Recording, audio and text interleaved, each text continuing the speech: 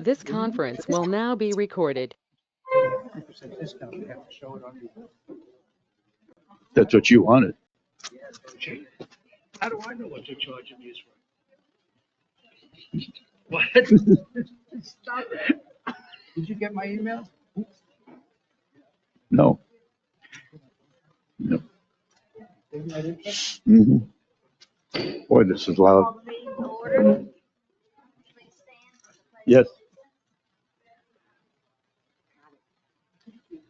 Pledge allegiance to the flag of the United States of America and to the republic for which it stands, one nation, under God, indivisible, with liberty and justice for all.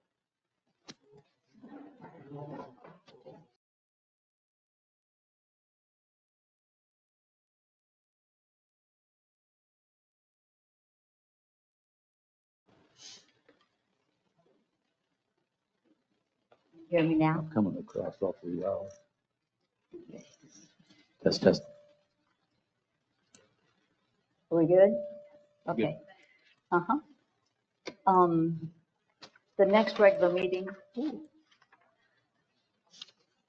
of the board will take place January the 14th, 2025 at 9 a.m. at the community center. Please turn off or silence your cell phones. The key upcoming events, January the 1st, the office will be closed. The district offices will be closed. January the 8th and 9th is the WGA member. January the 15th is the LGA handicap event. January the 20th is the district offices will be closed in honor of Martin Luther King Day. January the 22nd through the 23rd is the MGA member. January the 24th is the landowners meeting. Where is that? It'll be here, ma'am. 11 Here. o'clock. Yep. Here at 11 to noon. And January the 25th is the J.D. Prescott Memorial Tournament. I will open the floor to public comment. Public comment will be limited to 3 minutes and will be covering anything that is not on the agenda.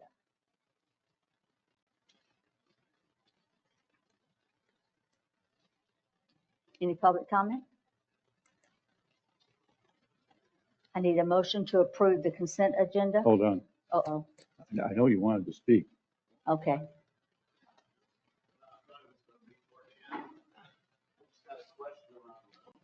Identify yourself.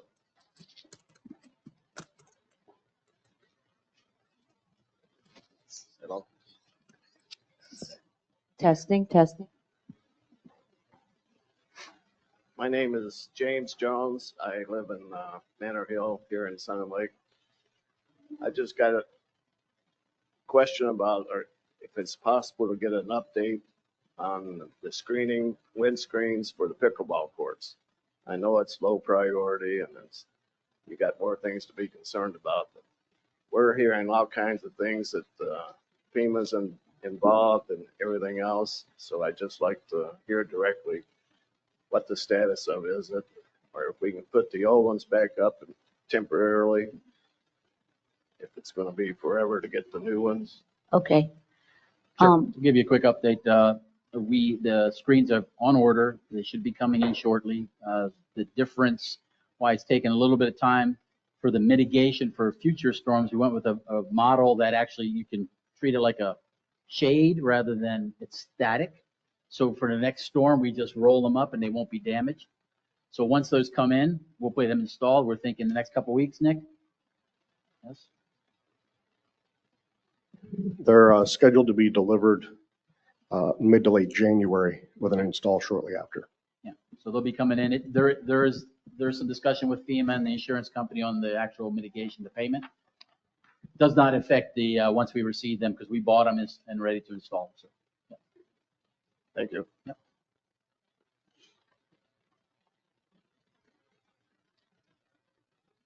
Anybody else? Okay, now I need a motion to approve the consent agenda.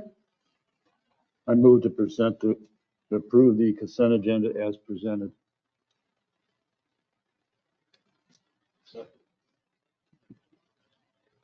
Discussion?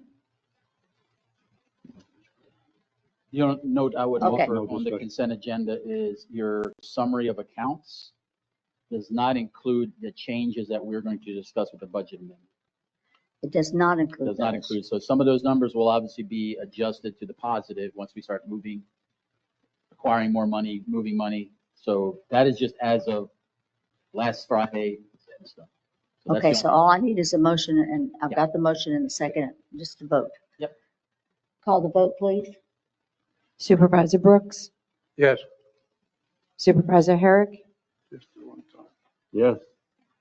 Supervisor McLaughlin, President Phillips. Yes.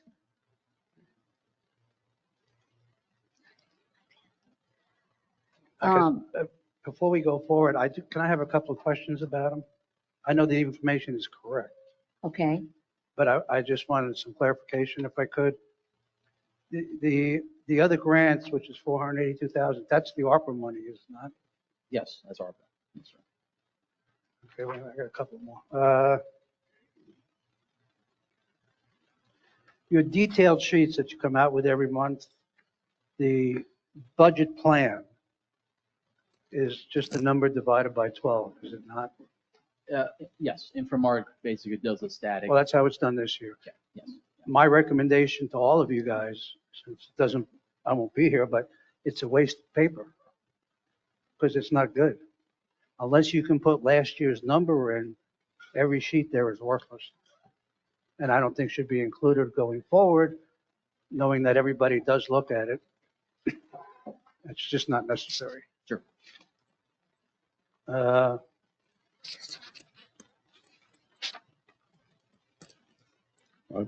I guess on that same note, next year's budget, I would like to see broke out the expenditures by the month in which we expect it and the revenue by the month in which we expect it. Exactly. Yes, sir. Yes. Well, could that still not be done or no? We can. We just need the historical. So now we have 2024 as our historical. We can definitely do that. We can even do that starting next month with Inframark. I'm just saying what you got now is, No, I'm with you. it's not worth the paper it's printed on. The other thing is I was a little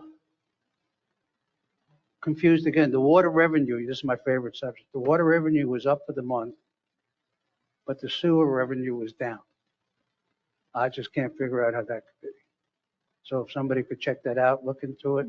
You check. It's Okay. usually I mean, they both should be up. I mean, what? Yeah. Like the water revenue was up 26%, which makes a lot of sense. But the sewer revenue was down 14%, which makes no sense. I got you. We'll confirm. Yeah. So if somebody would check that out and let the board know at a later date. Yep.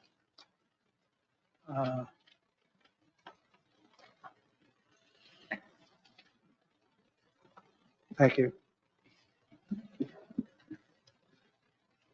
are we good? We have a message. So he's not here. There's Yeah, a I can see board that. meeting. Yeah.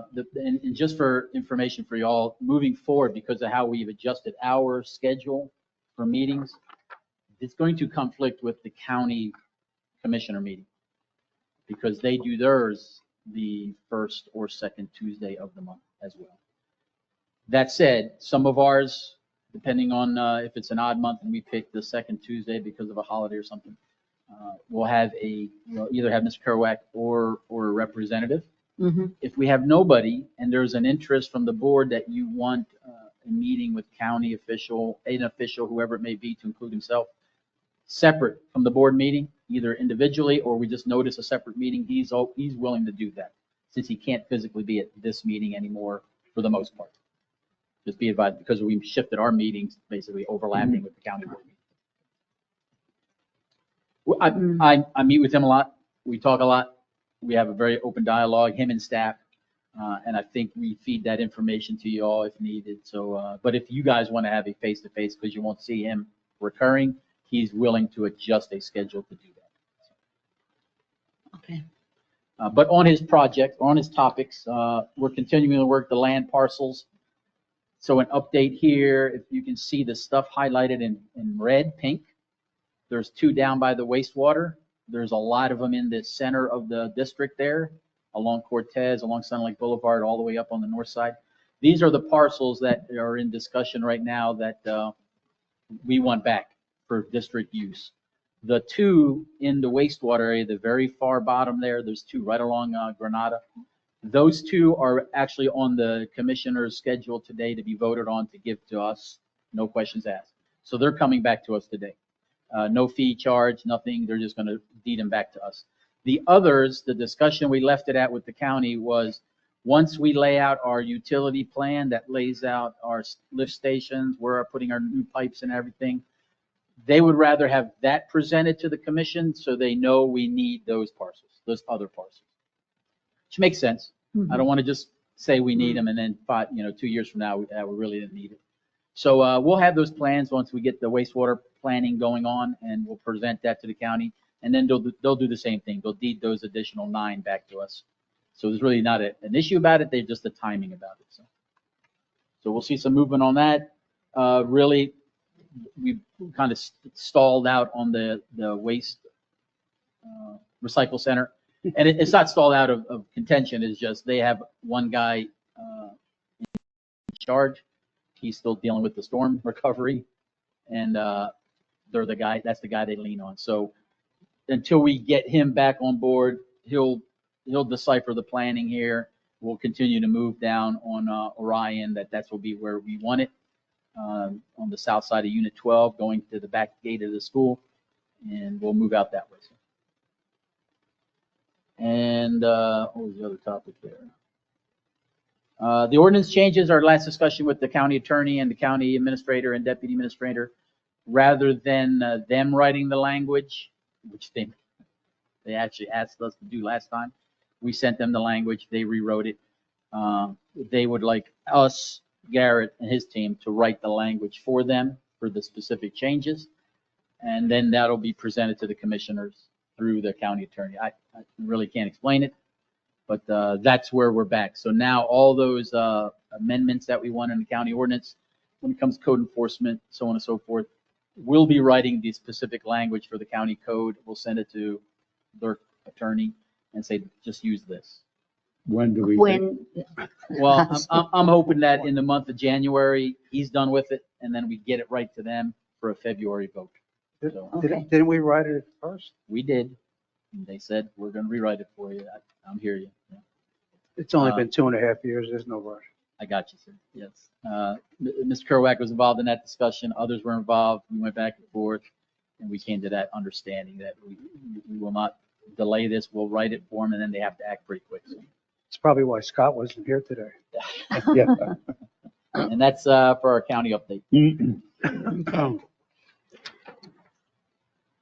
okay, and now we're on the action agenda. Yes.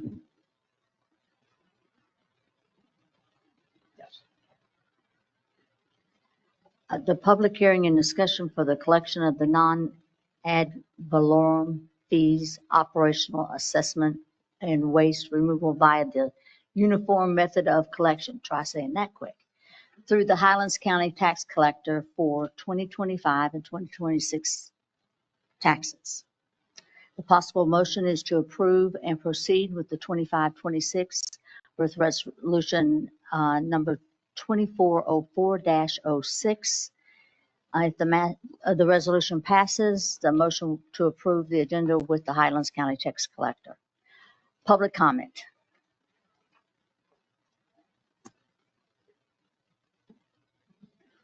Maybe he should explain it again. Yeah. Excuse Just me. to do a quick summary of what we're talking about. Yeah. You want to put, You want to do it? Well, this is the public hearing process, so maybe Just- let's keep the public hearing process open, let folks come and comment, and then Okay. I can answer Okay. any questions that might come up that's what it afterwards. says. Yes. Yes, please. Okay, this was in the paper, okay, a couple weeks ago. And Could you identify yourself, ma'am, please? Deborah Buckingham, I live on Torrega Street. And I guess I'm not clear, I don't think I'm stupid, but I can't understand what this is actually saying. It's almost like there can be a double assessment that's gonna be taking place, or somebody needs to explain this. I don't know if you all saw this in the newspaper a couple weeks ago as well. What does this assessment mean, coming from the from the county. Okay, can you hear me now, I guess? I think I understand your question. Yeah, Um, I just don't understand, and I need some clarity, is that there isn't going to be a bunch of assessments, it's going to be just willy-nilly put onto the residents here in Sun and Lake. I mean, it's, So the district has, and what you get every year, what you pay every year is your annual district maintenance assessment, right? right. That's not changing. There's nothing additional that the district, there's no additional assessment that the district's going to levy at this point. What this process is and what that notice says is that rather than the district collecting the money itself, we're going to put the district assessment on the county tax bill so that you don't have to pay your county taxes separate from your district maintenance assessments. It just comes on one bill and you can pay it all right there. There are a number of advantages to collecting our non-ad valorem assessments through the county tax collector. If folks are delinquent in their tax or in their assessments, right, they don't pay. How does the district go and enforce those assessments, right? How do we make the people who don't pay up? The way we do that is by foreclosing on the land. As you might expect, there are a lot of disadvantages to that process. It's very costly to foreclose. It takes a very long time to foreclose on those lots. And it's just not an efficient way to do it. If you don't pay your county taxes, well, the tax collector issues a tax certificate, right? And then investors buy those certificates and Sun and Lake gets its money. So even if someone doesn't pay, there's an avenue for us to collect. All this process is and all that notice says is that rather than direct billing folks for those maintenance assessments, we're going to put the charge onto the county tax bill each year. And that's how we're going to collect the money. So what I'm hearing from you is that if this passes, there no longer will be an assessment that's going to be issued to us like our regular, it's the bill that comes every year that we have to end up paying. That's going to go away and it's going to be all onto the county? Is that what I'm hearing? So if the only annual assessment that you pay is the district maintenance assessment, Right. then yes, instead of getting a direct bill from the district, you'll just see the charge on your county tax bill. So when you get your tax bill, you'll have your county taxes, $2,000, I'm estimating, plus your district, $800. So you'll be paying $2,800 to the county taxes. It'll be the same assessment, it's the same. Same charge. everything. You'll just write one check to the county Then the county pays it. and the county pays us. I guess I don't understand what the purpose of that is. A lot of us don't. Yeah, I don't understand why, who, is this something Sun and Lake that you folks are doing, or is it something pushed by the county? No, it's something pushed by the district. No, it's the way that just about every local government collects its revenue is by the uniform method. It's much more efficient.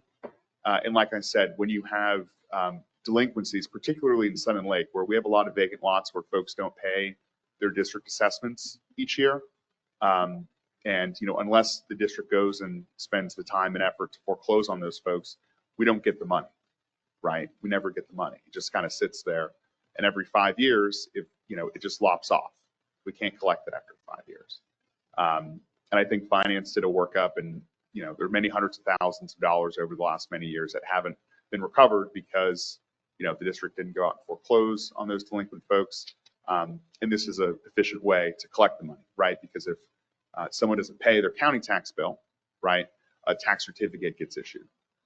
There are also a good number of folks, and I was reminded of this during the Assessment Appeals Committee meeting this past Friday that we held here, where folks don't understand, they paid their county taxes. Why do I have to pay a Sun and Lake tax? I didn't know I had a Sun and Lake assessment, right? As you well know, when you get your tax bill every year, you can't pick and choose what you pay on it, right? There's one total due amount, and that's what you pay. So it's better for the district because people can't ignore their district assessment, right, and just pay their county taxes. They might say, oh, well, maybe Sun and Lake hasn't foreclosed on me yet, or I haven't paid for the last 5 years. Why would I pay this year? So really, it's a way to enforce it on those folks, and it gives us, that money immediately rather than having to go foreclose on folks. So like the water assessment that was issued this year, the $2,700 one, that would then go onto the county? Or is that still separate? So you still got separate bills, Just right? just the district maintenance assessments. And if the district chooses in the future to do its own solid waste collection, garbage pickup, this resolution also would be for that charge as well. They haven't levied that yet. That's not currently in motion, but yeah, the only charge would be the district's annual maintenance assessment. And the reason why is because, it's a new process for the district. We haven't done it since, I think, 2007 or 8. So we wanted to do just this one to see how it works. And when the money comes in for the wastewater plant, when we need it, it's a little different than the schedule for our district maintenance assessments. But yeah, you'll get a separate bill for the wastewater plant, depending on how you want it. If you want But it that's on Well, your, mine's, your water. the 2,700 is on your water bill. Yeah, your water bill, or whether It's on you your get water it. bill. That won't change. mine is all paid, so whatever. Yeah. And I still haven't had a paid in full receipt for that yet either, so, all right, thank you.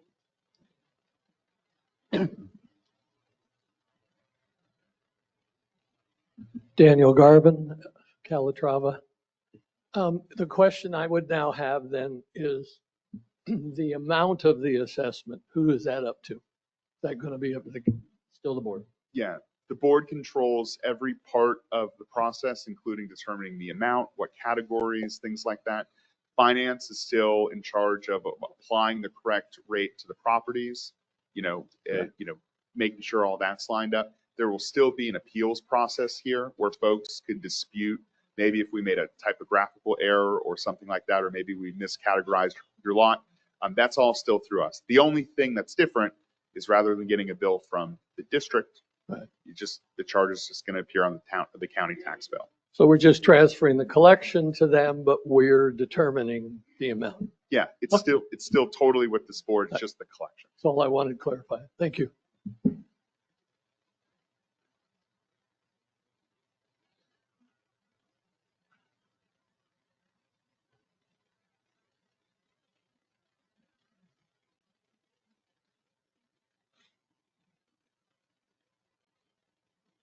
Good morning. Good morning. Gary Cecil, 5257 Pebble Beach Drive. Just want to know, is there a charge by the county for these services? There is. There is. 3%. Yeah, it's a 3% charge on all revenues collected, and that's a standard rate across the state. The city of Sebring, Miami, everyone pays 3% for the county to collect, and that's to cover the administrative charges, the actual tax certificate process. So, it takes a lot of staff time and work.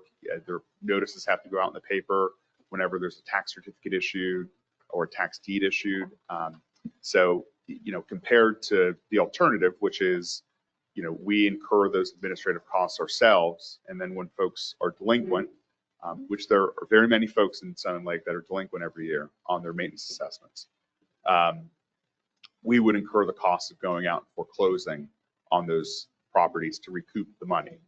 Whereas using this process, the county issues a tax certificate when taxes go unpaid, and folks can buy the certificates at a very nice interest rate to make a little money. And when they buy the certificate, what they're buying is the face value of the delinquent amount not paid, right? So the county gets their money, Sun and Lake gets our money. We pay a 3% fee for that, but it works out to the district's advantage. But what we're looking at here is the people that pay their bill are paying the costs of the people that do not pay their bill.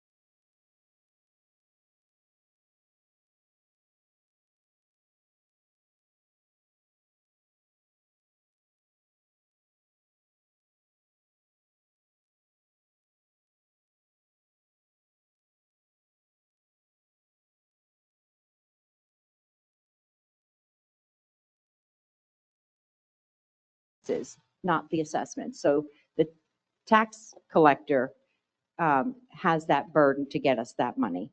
And that way we'll see it. Right now, we're not collecting on those delinquent accounts because people pay their tax bill. However, they don't feel the necessary to pay their assessments. Well, if this is such a significant amount of money, then I don't know what we're talking about Yeah, here. so Why don't we just and- take the 3% out of there? yeah, Well- I think that we'll make up the 3% easily by collecting from those who do not pay. How long would it be before we'll find out to help him out, to help us out? This is not an ongoing thing. We can stop this anytime we want. Is that correct? Sure. Yeah. So when would we be able to tell what happens the first year? So we could say, this is what we saved, this is what we spent. Yeah, this is Let's what we make a collected. decision going forward. Not until 2026. That's what you're looking for, I assume. Yeah. Well, 2026. it's just a matter of people that pay their bills On are time, paying for people that don't pay their bills. But you're, That's Exactly. my, but so Well, you're, it's don't- not 3%. You And know, it- I I think, think this is in support of those who pay their bills. Because you pay your bill timely, you deserve your budget to be funded. And by going after the delinquents is the way to get your budget funded. So you deserve it as a timely payer for us to do everything we can to get those delinquents to pay up. I understand that. And it would be nice to see those numbers, even if they were an estimate, you but know. you have to go through the cycle at least for a year. Yes. So when would you have the data to say, this is what it 26. cost us for the year, this is what we saved, Yeah, so 2026. and then the board can make a determination So- about what to do. Yeah, so we're talking about next year's assessments going on the following year tax bill. So this is for fiscal year 25, 26. You'll still receive a direct bill from if this gets approved, you'll still receive a direct bill for this year's assessments, right? This is expressing our intent for the next year. So the taxes would be due April 1 of 26. Yes. Which means certificates would be issued then. So we wouldn't really know until the end of the year whether or not, what the percent recouped is. But I can tell you from looking at the district's records, there are hundreds of lots that haven't paid in over 5 years. And like I said previously, the way the district does it is after 5 years. I Yeah. understand. Wait, where you're I coming understand. We're I not mean, doing my point of view appropriate is job of just people explaining that this. pay No, their we're not. bill, No, we're not. having to fund Yeah. people that don't, is all. That's where I'm coming from. Thank you. Um, I'm sorry, I think. To what Mr. Brooks said, Yes. this process, we can engage, while we can't do it every month, we can engage at a later date for the next cycle. This is not something that's going to go away and option it. We are not doing an adequate job to explain the detail of financials. I do not want this to be one of these things, just approve it and I'll tell you what's in it later. No. We're not going to go down that road. No. So we owe you a little bit more meat on what's the financial impact. I can tell you right now, it's going to cost us $120,000 a year to pay the tax collector to do this for us.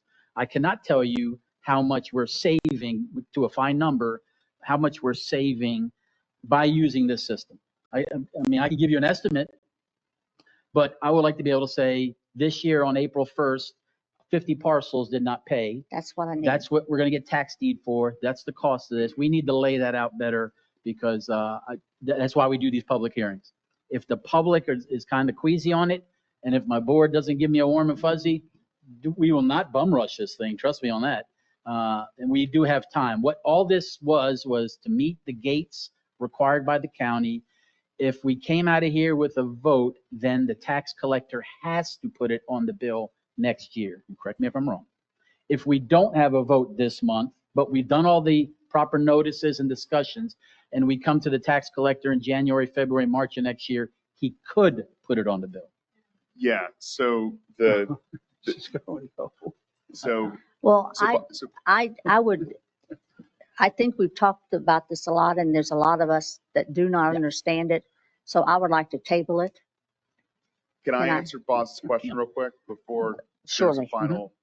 Surely. Just because I want you guys to understand the way the statute for its chapter 197.3632, it has a very detailed notice and public hearing requirement for the adoption of this sort of resolution.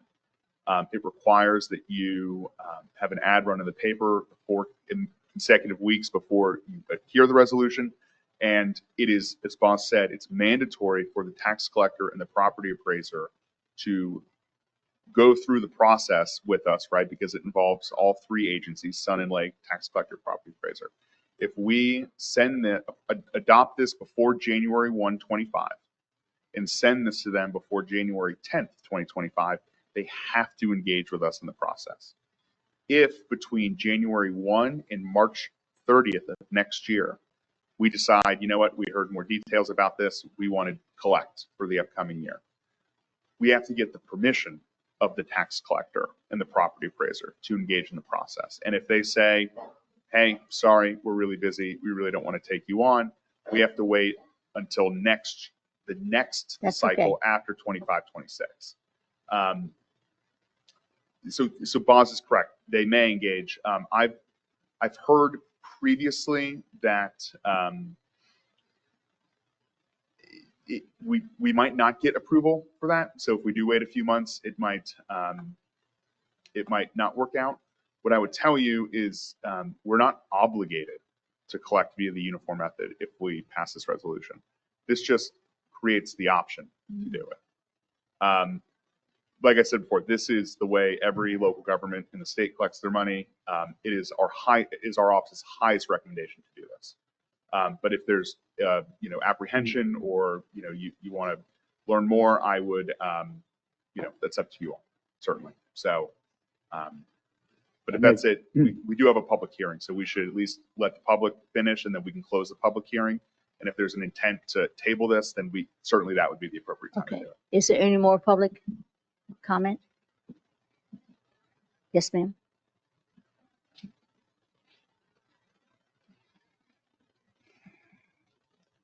Kim Ledoux, 2830 Monza. If I heard you correctly, you just said we're not obligated, you're just trying to really complete the process right now. Then would it hurt for us to vote to go ahead and complete the process and later that you're not making any commitment to the Oh, when you city? sign this, you're making a commitment. No. Not what you No? just said. No. No, we could express, this is merely expressing our intent to meet with It's the expressing our statutory, intent. to meet the statutory Yeah, deadline. don't And like then that. if in January, February, because we still have to enter into an agreement with the tax collector Mm-hmm. and with the property appraiser. And perhaps at that point, if there's not an appetite, we can just say, hey, you know what? Here's another resolution saying we're not going to do it for this upcoming year. We don't have to do it this is Thank just to you. comply with the deadline. Thank you. Anything else? Discussion to and from the board? I make a motion to table this until the next meeting. I think we need to, I don't think we got enough information to give to these people. What do you need to give them? A better explanation of what the administrative costs are, what we think we need some figures, I guess you'd say. Administrative costs are $95,000. That's what it's going to cost the district according to this piece of paper. Why didn't we say that? 120, no, Huh? it's 120. Why didn't we say that? I don't know where that is. It says it's like $70,000 to mail it out 3% annually based on the assessment is No. $170,000. We spend 75, we spend 25,000 3 times annually. That's 75,000. So the cost is 95,000. Correct? That's bare minimum. Yeah, that's not including on the foreclosure actions or costs we have But that I gets just us to money. recoup the more money. But information. that gets us money. It gets the money back. To conduct this, put it on a tax bill, mail it out, they'll cost us 170. We do it for about 90, 70, something like that. So it's 95,000. Yeah. So if you look at it purely like that, it's not a cost saving. There you go. Uh-oh. It's not costing. It's not a good sign. Is that It's not a bad? cost saving on that parameter, but when you add in the facts, which we haven't presented well, of the fiscal That's recouping what of we need. the foreclosures and that type stuff, that's the number you need to That's, see. I and think that's we the need to- number that we need to do need, a and better I think job. that's the number that our That's- constituents, You can- our citizens want. Yeah. It was $500,000. I mean, But that was in the past. How much is in the future? That's what I how want to you know. can't We predict, can't, how do you predict the future? How do you do that? I mean, I'm just saying, I don't know how to predict the future. okay. But you should know how many are close to foreclosure or something like that, shouldn't you? For tax liens? How do you know who's going to foreclose? Or not pay their bill? I don't know. We'll how know you- on 1 April is the only firm number we can tell you. On 1 April, we'll know how many people did not pay current year's assessments. Okay. I mean, obviously you guys don't want to do it, so that's fine. I mean, 2 votes, I can hear 2 votes negative, and I don't know what your feeling is. I think we should try it. I'm going to go out with a 3-1. Can I do a 3-1? That's an inside joke. One of the things I'd like to just to refresh it, the district currently does not have a program, I'll say. We don't foreclose right now on these lots just because they're delinquent on their district assessments. The only time the district recovers delinquent district assessment money is when we foreclose on behalf of other entities, right? With Right. Auckland Pastures and the Phase 5 bond foreclosures, all of those properties have delinquent district assessments. It's like 2,800, 3,000 a lot.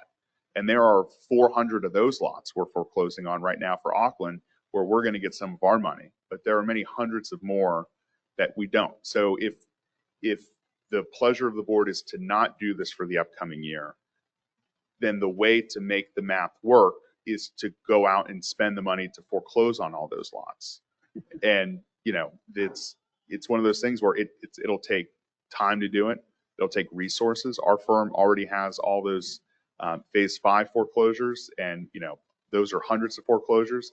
If we wanted to go recoup all the outstanding money on all these other lots, it would be, another several hundred, if not close to 1,000 lots. I mean, that's, it's not an insignificant number. That's what I'm saying. So if there is a pleasure to not go down this road, I would recommend to the board directing staff to get figures to see what it would take to do those foreclosures, because that would be the next step to get that outstanding money that's out there. It's quite a bit. We could offer, to the last comment, we could offer an option. If you approve the process, we meet the gates of the process, but we don't vote on the tax collector's agreement, then that gives us a couple months to get back you all data to bring you the tax collector's agreement, but at least we met the gates for potentially getting on next year's bill. We could offer that as an option. So you're not signing up other than approving the process to meet the deadlines.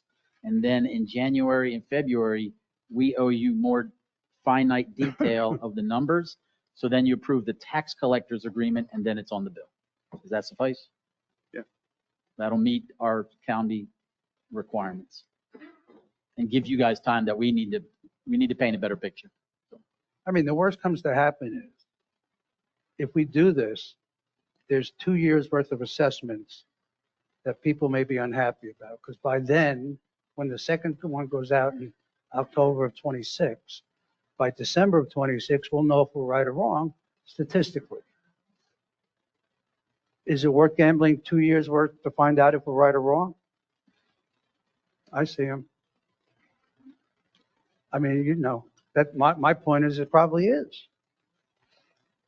But that's just my opinion. He wants to say Sir. something.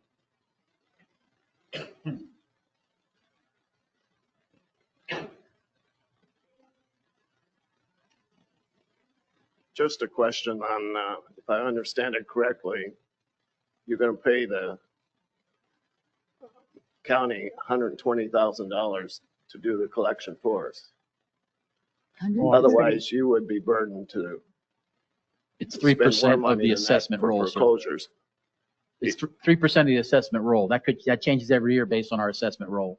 Just understand it's 3%. Right now, it's 170 on our assessment roll right now.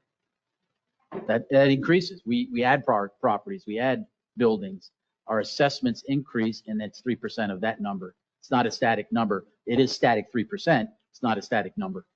So in 2024 would be 170,000. But the rate I come up with the 95 because we spend 75,000 to do it ourselves. So I just took that part, but it is a gross 170 to the county based on enrollment today. I think if I understood your question correctly, sir, what's the cost of that versus the district going out and trying to collect the money that's delinquent? The standard sort of going rate for a residential foreclosure right now is about $2,500. If you go down the street to a mortgage or to a foreclosure firm, they're going to charge the district $2,500, $2,000 to $2,500. That cost is recoverable through the foreclosure, right? But Thank you. that's only if someone bids the appropriate amount to, buy the lot at foreclosure sale. It takes about 6 to 8 months to do a foreclosure sale. So from the time when someone's delinquent, and then you send a demand letter telling them, hey, you have to pay the district, you owe us X, please pay us. It's about another year, probably, until you get around to it. If the district aggressively pursued foreclosures, which right now that's not the case. We don't do it. So if I understand correctly, then Center Lake is not foreclosing like they should, and they're not recovering the money. Exactly. So why not let the county go after these people?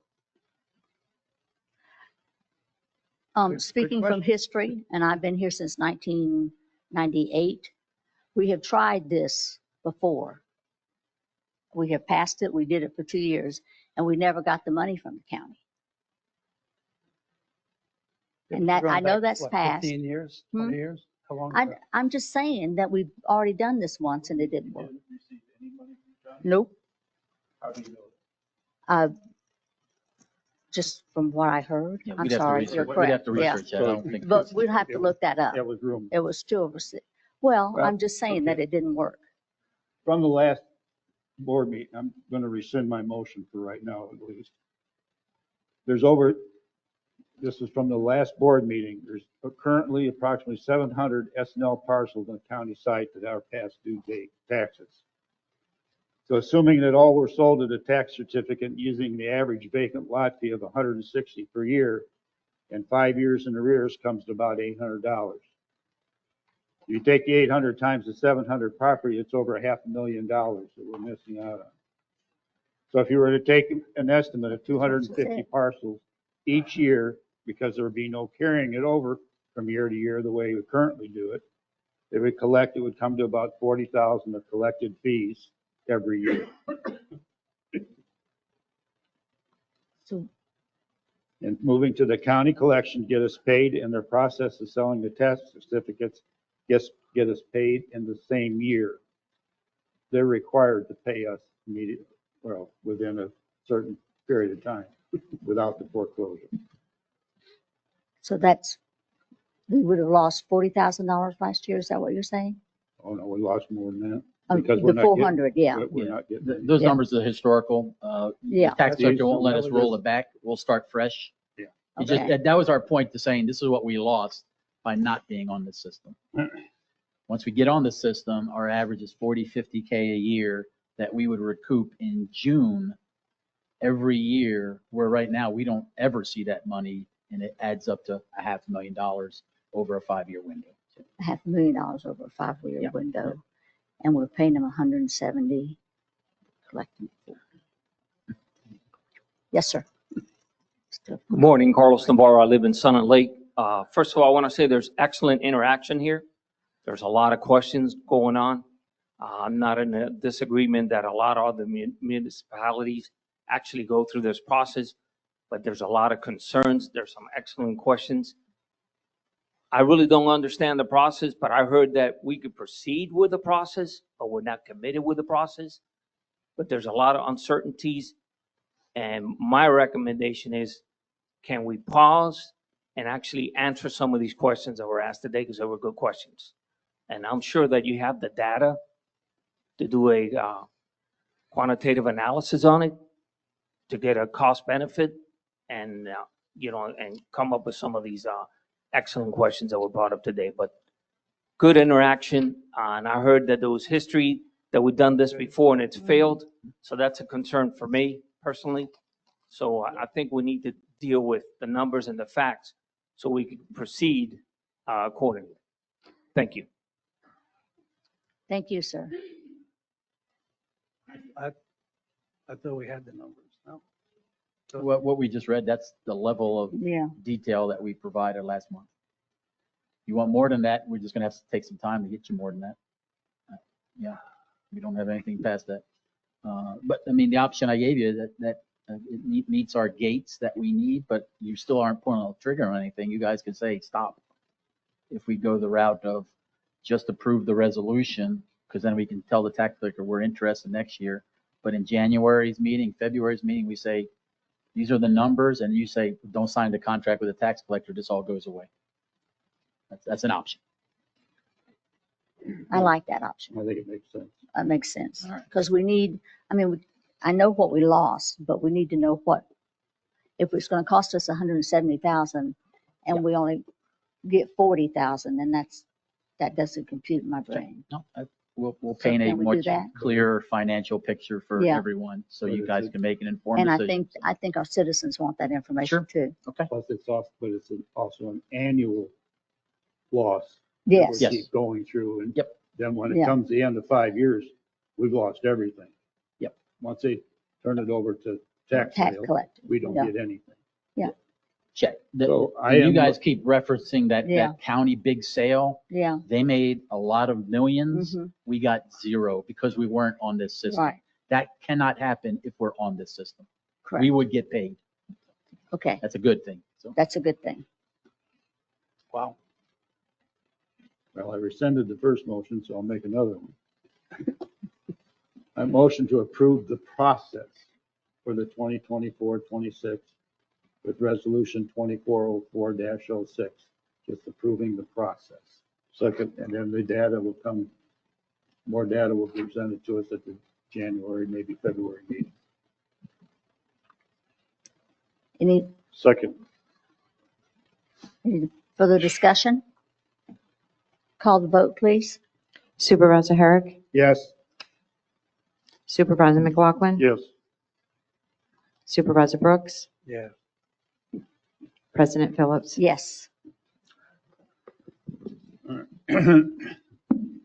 Okay, where am I? I would just ask an official tabling of the second part of that, the agreement with the tax collector till, you want it January, you want it February? When do you guys want it? Whenever we get the information. Whenever we get the information. Well, I wait a would say you're not Wait. going to have it by January. No. February's because- board meeting. February's because- board meeting will bring back the tax collector thing. Yeah, because we Bring the whole can't have thing? it by January, that you're gonna. Yep. No, you're good. February's board meeting. If you just You're table gonna it till bring the whole- February, man, Bring the whole thing back. you'll bring it all back. Yep. Discussion and motion to approve the amended Troon contract addressing employees' hirings. So you have in your packet the Amendment 3. We did not do a redo of the whole Troon agreement. Amendment 3 was focused on the 3 to 4 issues that we identified in the summer. We've been working with legal counsel, cleaned up the language of can we, if we ever ended a contract, do we have the ability to rehire folks? Cleaned up that language. That's a yes. Cleaned up some language of Troon corporate able to, if they want to bill us more than the monthly assessment, they have to go through the approval process through the GM, myself, when it comes to additional marketing, additional IT costs. I was not, while informed in the budgetary documents, it was never an ask. It was just happening. So I wanted that cleaned up. And then there was one more thing when it came to IT and HR issues. So I'm good with the language as stated. It cleans up our current contract and it doesn't tie either party's hands moving forward. It just addresses some concerns we've had. So we're recommending as a staff approval of Amendment 3. You know, legal documents are very difficult to read sometimes. I've read this thing 2 or 3 times. Can you tell me where it says there is a change on the rehire of the staff? Because I can't find it.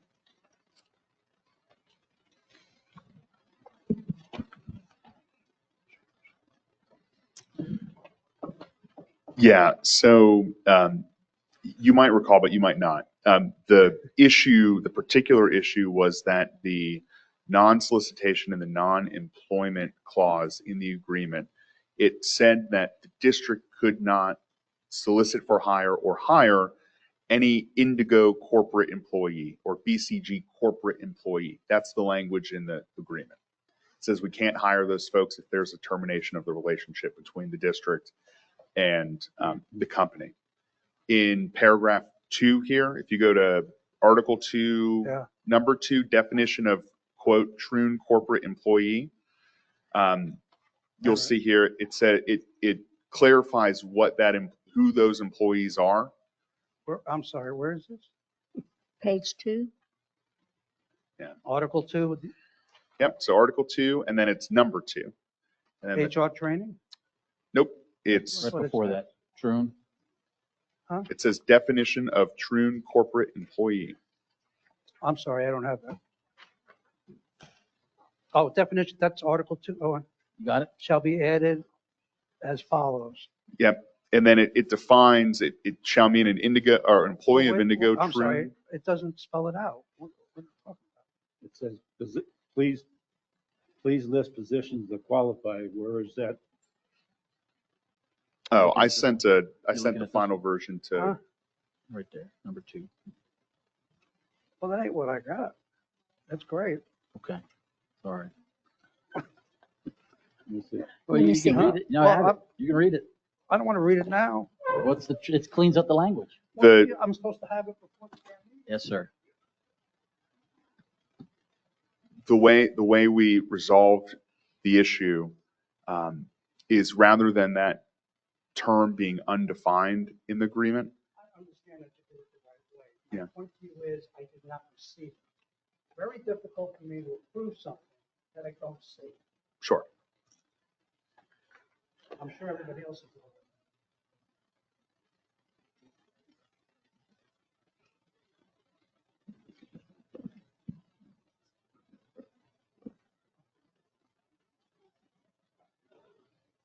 Bottom line, the language is further clarified that we never need had to an read this issue with one? the current Right employees there.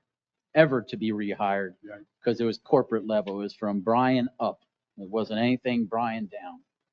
So that's the language that was cleaned up. It was never an issue. We thought it was, and then back and forth, the But it's lawyers just agreed Brian to and add up. that It's one not- sentence in there. Yep. Okay.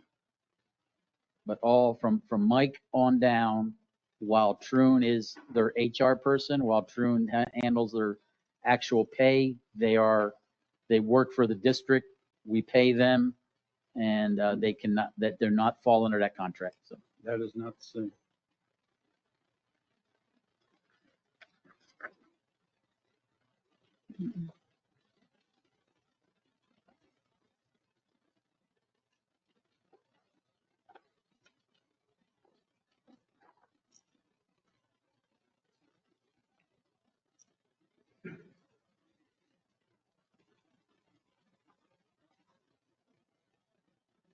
This was the going back and forth with the signature.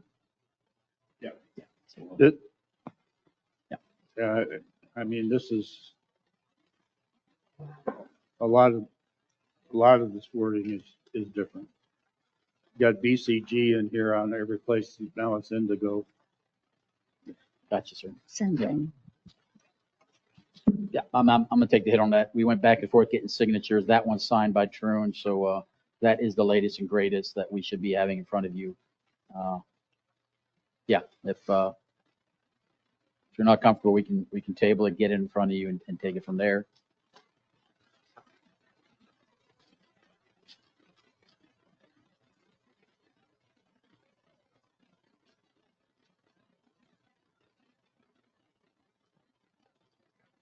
Well, Let's I see. get- well, I know it's basically, there's not been any change to the contract, except for the exception of, some HR and IT It's stuff, just clarifying language. No, the basis of the contract was not changed. which means that it's still basically the same thing as it always is, Yes, yeah. $120,000.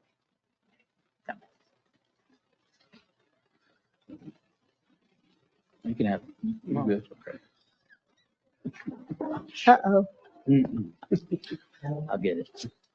The only provisions in the Third Amendment, the final copy that was just handed out, the only provisions that actually change anyone's obligations is in paragraph 3, HR training, where if we get prior consent, we can supplement the HR training of the employees they have at the club. That was an issue that Boss had brought up to me, just making sure there was consistency across district staff in that area. And then in paragraph 4, the reporting requirements, where they'll prepare the sorts of reports that Boz had previously indicated he'd be interested in getting from them. Relating to golf operations, golf maintenance, restaurant operations, banquet operations, those sorts of things. Other than that, it's just all sorts of administrative changes, making sure we have the correct name of the entity in the agreement, an updated assignment clause. Those are just kind of boilerplate sorts of terms that they just wanted to make sure they had their most recent language in this amendment. So let's get the proper document in the book. Check. So Table it. table it. We're Sure. going to table it until we get the correct language, correct? It's your prerogative, yes, ma'am. I'll table it and we'll get you the contract signed and bring it in January. Thank you.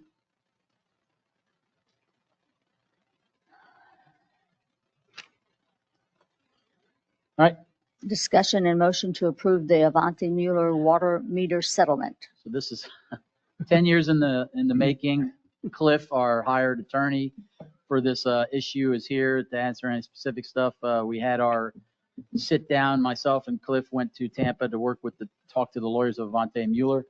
We sorted through it and we came out with a settlement offer from Avanti Mueller, and I'll turn it over to Cliff. Thank you, Boz. Cliff Rhodes, representing the district. Just a very brief background. This thing began in the late 2013 when the district hired Avanti, a local utility company, to install an automatic water meter reading system. The cost of that contract cost was $1,056,000 and some change. Apparently, immediately there were wholesale failures of the what we call the MTUs, meter transmission units, a transponder, which sends flowage rates to the home office. MTUs failed in mass quantities. Other equipment failed, I'm told. Let me back up a little housekeeping. This is a sunshine meeting. As y'all recall, we met in an executive meeting some weeks ago. Garrett's going to help me navigate the tension between mediation communications, which are generally confidential, versus sunshine communications in this meeting. So, Garrett, you stop me if I'm going too far with what we may have talked about in the mediation, recognizing you were not there. So by 2014, 2015, there were numerous failures. I'm told by former employees and current employees that there were as many as 2,000 MTU failures. The problem that we faced and continue to face is we don't find a centralized log, if you will, of failures, of failed MTUs. We've had to piecemeal evidence of the failed MTUs by emails and other documentation that's somewhat haphazard. So the suit, Mr. Lacconi was hired and filed suit on behalf of the district in late 2020. He sued Avanti only, not Mueller. In early 2022, Mr. Lacconi passed away, and I got the pleasure of inheriting this lawsuit. Thank you. I entered an appearance, that was sarcasm. I entered an appearance and filed an amended complaint. I added Mueller as a defendant, added numerous counts. There were hearings. Several of those counts were dismissed by the court based on limitations issues. So We've conducted what we call discovery, information sharing with both Avanti and Mueller. I have about 4 banker's boxes full of stuff that's somewhat chaotic, if you will. And so we made a business decision to put this lawsuit into a mediation, which under the normal course of litigation would likely have occurred in any event, but we made a decision with the defendants. Let's mediate this thing and see if we can't get it resolved. I came here, we discussed marching orders. Y'all gave Boz and I marching orders on December 4, I believe. Boz and I made a field trip to Tampa. We sat in the mediation and we came up with a tentative agreement subject to this board's approval. That agreement is a payment, involves a payment by Mueller and or Avanti. We don't care from which entity the payment comes, but that payment would be $215,000. And then there would be mutual releases executed by the parties, releasing each other from any and all sins or claims either party may assert against the other. That's the proposed agreement. In a nutshell, there's Garrett stepped in the last several days and helped us resolve some, the other side wanted some confidentiality. This board is unable, I think, to sign off on a total confidential settlement. So that was worked out. Garrett has a final draft available for execution today. I think Boz and I would recommend the settlement. There's reasons to recommend the settlement. Litigation is exceedingly expensive, as you all know, and unpredictable. This case has a lot of downside to it in that if you lose the case, you'll be paying not only my attorney's fees, but Avanti's and Mueller's. And this is a large firm out of Kansas City that's representing those entities. So there's downside in the event that you lose the lawsuit. Again, the evidence is, I'm not blaming anybody. Likely very few of us in the room were there back in 2015, 2016, managing, documenting failed MTUs, but with the records are seemingly scant on MTU, on the failed MTUs. Again, we estimate 2,000 out of 3,500, and I think I have pretty good evidence of that, but nonetheless, it's still going to be a difficult challenge. Avanti and Mueller have raised a statute of limitations issue. They gave us some authority. I believe we can distinguish the cases that they gave us from our facts. In those cases, if let's say Seminole County hires a company to build a school and the roof fails, and there's remediation efforts undertaken by the contractor. In this case, you may recall Mueller or Avanti did some attempts at what we call repair and replacement. I think there's a number of MTUs that were replaced. I think some or many of those failed, but nonetheless, there was an ongoing back and forth. Hey, we've got 50 MTUs that have failed. Send us 50 and we'll get them installed. That went on for several years. In the meantime, a 4 or 5 year statute of limitations may have started accruing. Again, this suit was filed in late 2020. They assert that we are time barred by a statute of limitations. I respectfully disagree, but that's an issue. They threatened to file what we call a motion for summary judgment, and they'll throw that issue in front of the court. And it's an issue that is its clouds are claim. So we for those reasons we recommend this settlement, and I'll open it to any questions you may have. Questions? Nope. No. Where Who do I covers, sign? your fees are covered by who? I'm sorry? Your legal fees are covered by The district has who? paid my fees. The district has? Yes. We're already paid up. Huh? Other than this event, we already paid up. That's correct. Mediation in this event. Yep. Yes. So it's $215,000 less what we paid him for his expenses. Or No, no, his- we already No, paid. you're Huh? receiving from them, We're receiving. You've already paid. you're them. receiving from them 215. I understand, but we paid you, I mean, Over the past 4 years, yes, sir. I mean, I don't know how much you've paid Scott Laconia. You've paid me a little over 60,000.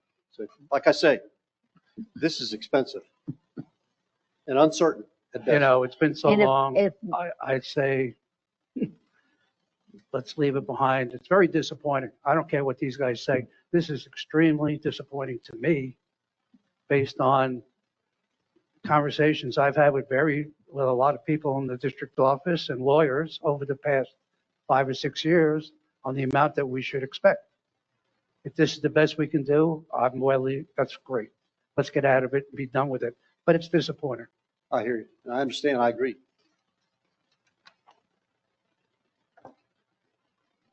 I That's agree. all I got to say. We're good. So we got some lessons learned from it. Yeah, we did. We've, you're spot on. With this new system in place, we've taken a lot of lessons from this past 10 years. Right. And we are daily tracking breakdowns, reasons, dialogue, reports.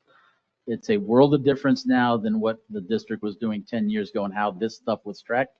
That if there's ever a problem, yeah, we would be in a lot better position with any issue. Yeah. Too many unknowns if we continue to push this forward. The Okay. legal fees, bench Exactly. trial, a jury trial. I mean, there's too many Exactly. Jury trial. unknowns. Yeah. Jury trial, no. You will easily spend another 100,000 to take this thing to a jury trial without any guarantees. We get nothing. You get nothing. Well, if we lose, like you said, we'd end Yeah, up paying. could be paying my fees and Yeah. theirs. And attorney fees. Do we have to vote on this or is it? Well, It's we been have do- vote to public accept comment. the Public offer comment? settlement. Thank you. Thank you. Thank you. Do we have any public comment on this one? Any questions?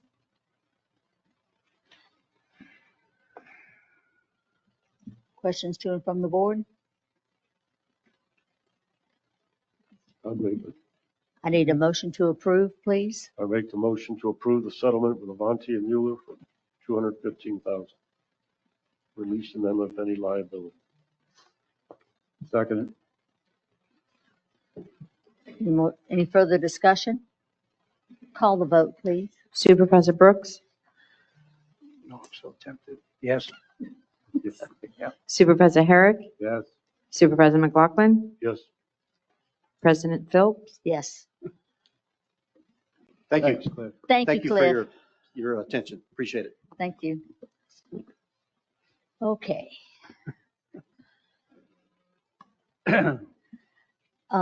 Item D is motion to approve resolution 2024-07 designated that certain district-owned properties shall be held for public or government purpose and directing staff to apply for a tax exemption with Highlands County Property Appraiser's Office. This is, oh, Okay? Who wants to take this one? Want me to take it, boss? Yeah, go ahead. Sure. Thank you, Mr. President. This is Resolution 2024-07. We've talked throughout this year about the tax status of many of the district's properties, not the properties like this one where we have a district-owned building on it, right? We conduct business here. We have events here. This is in relation to the vast number of vacant lots here in Sun and Lake that the district owns. This resolution, it does not change the current status of these lots. It merely reaffirms that from the board's perspective, the use of these lots is for a future or current governmental or public purpose.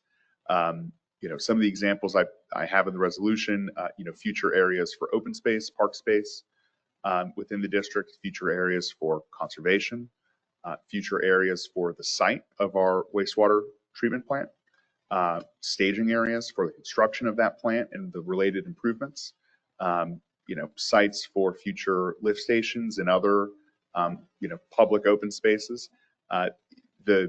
Right now, the current status of these lots with the county is that they are taxable. It's been the district's position this year that that is not the case, that they should be exempt from taxes. There was a request made to apply for this exemption. We disagree with the need to apply for an exemption. Nevertheless, if it gets us to where we need to be with the county, then it's a very low cost way to do it. Part of that process is the adoption of this resolution, which again just merely reaffirms what the current status of those lots is, which is that they are being held for a future public purpose. I got some questions from you all before the meeting, and many of you all had the same questions. You know, Garrett, what if after a few years we realize we don't need this lot for a park or a lift station or for the wastewater treatment plant? What can we do then? You can merely express your intent that that property be deemed surplus property and direct staff to sell it, at which case we would notify the property appraiser's office of the change in use of the lot that we were going to sell. The benefit to doing this is that while we determine what lots we're going to use for our projects and what lots we aren't, we won't be liable for county taxes, ad valorem taxes on these lots. I have the attached Exhibit A to the resolution. We didn't print it out separately for all of you, but there are 982 vacant lots that will be applying for an exemption. Does this affect the first ad valorem? How will this affect the motion that we put on hold? They about are county taxes. They are It completely does not unrelated. affect it at all? Yep, they're separate. Okay. Yep. All right, thank you. Yep, of course. And then if you all have any questions, happy to answer those. Otherwise, staff's recommendation is to adopt the resolution. Okay. Public discussion?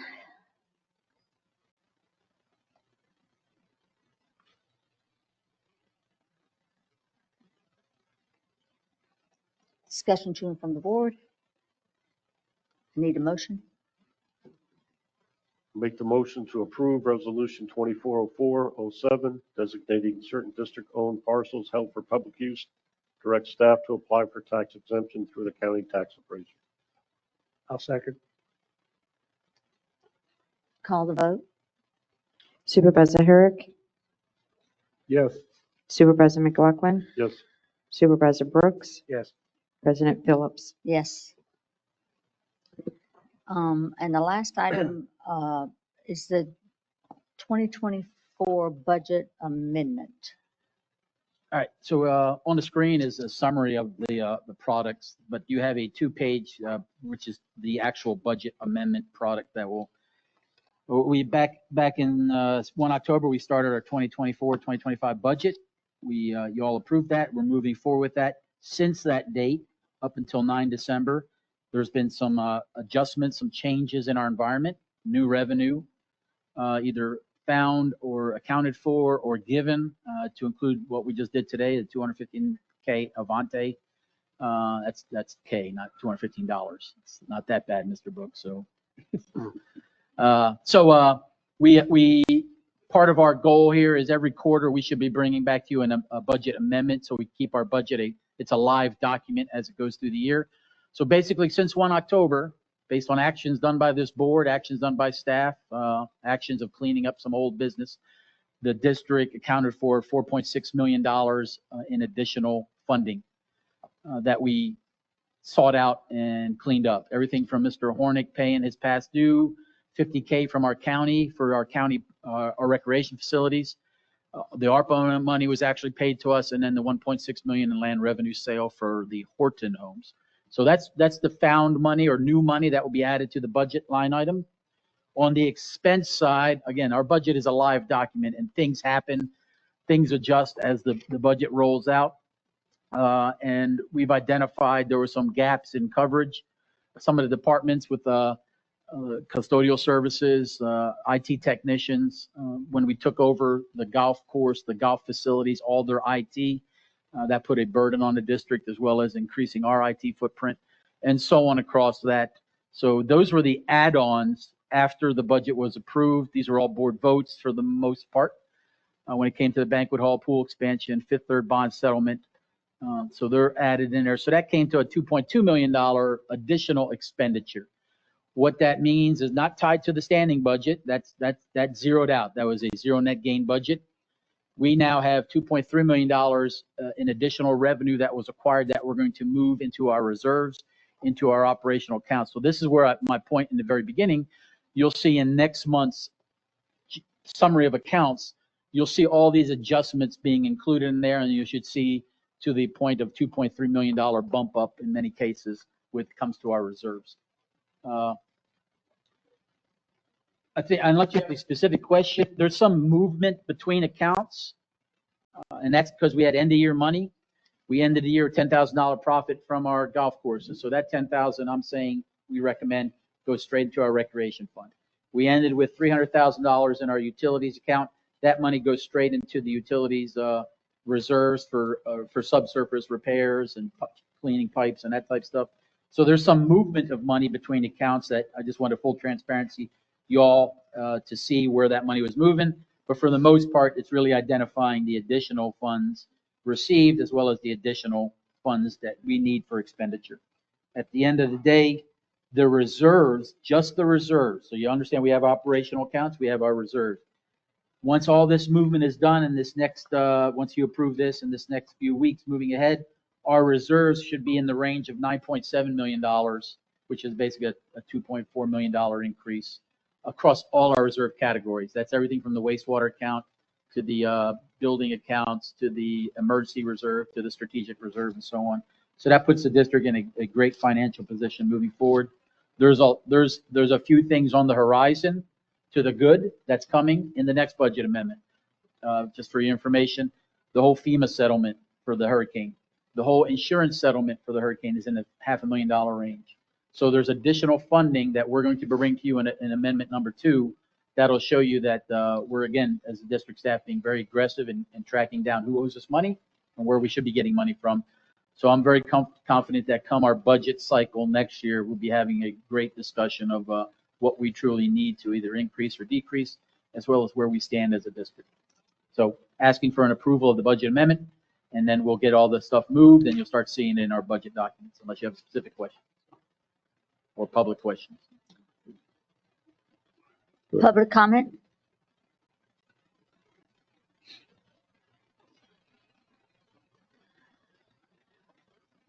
Daniel Garvin, Calatrava Buzz, if you could just clarify the 10 interns at 25,000?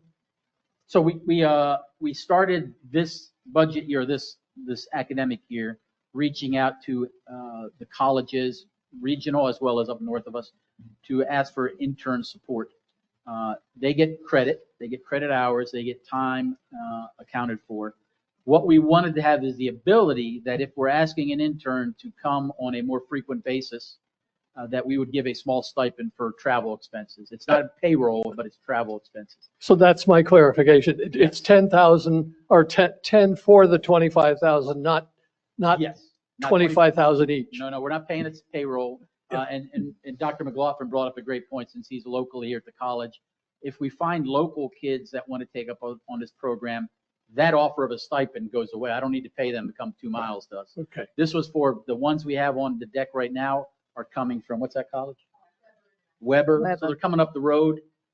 It's not, even though they're getting credit, I didn't think it's right to ask them to be driving every day back and forth. That's fine. That's why I just wanted to make sure it wasn't each. Yep, no, you're good. Any other questions? Any other questions? Well, you know, I have to have one. No, go ahead, sir. Just one. So, yeah, on this one, on this subject, just one. So last month, when you gave us this, Hornick land purchase and assessment catch-up was listed at $195,000. Yeah. Now, this month, it says $105,000.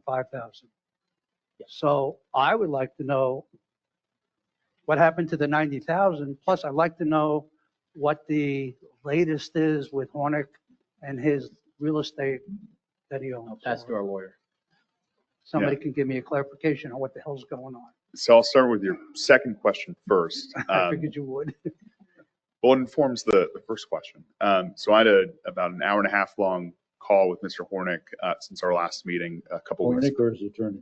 with Hornick, Mr. Hornick directly. All right. He's, him and his former counsel no longer work with each other. So What so was that? Always. Him and his attorney split. so we're working directly with Mr. Hornick. And that's what he wants going for. After our call, he asked that, him and I stay in touch on all these items, because he felt like he got the answers he wanted. He had 4 years of unpaid district assessments in relation to the Arlington 1 and Arlington 2 transactions. Back in 2021, the district sold him about 468 or 9 lots, totaling about a little over 58 acres of land. He had a 2-year abatement on those assessments, where we would wait to send him the bill. For a few years, the district sent him a bill on a per lot basis, not on a per acreage basis, which it provided for in the contract, so he didn't pay it, which he was right not to pay it. We sent him updated bills. There was a little back and forth about what the lowest assessment rate for all those 4 years in fact was, and what the applicable acreage rate that we should bill him at.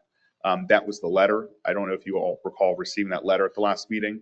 So the purpose of the call was to kind of iron out those differences. He was satisfied. Him and Boz agreed on what the acreage number should be. I went back and looked at the district's records for what the lowest acreage assessment rate is.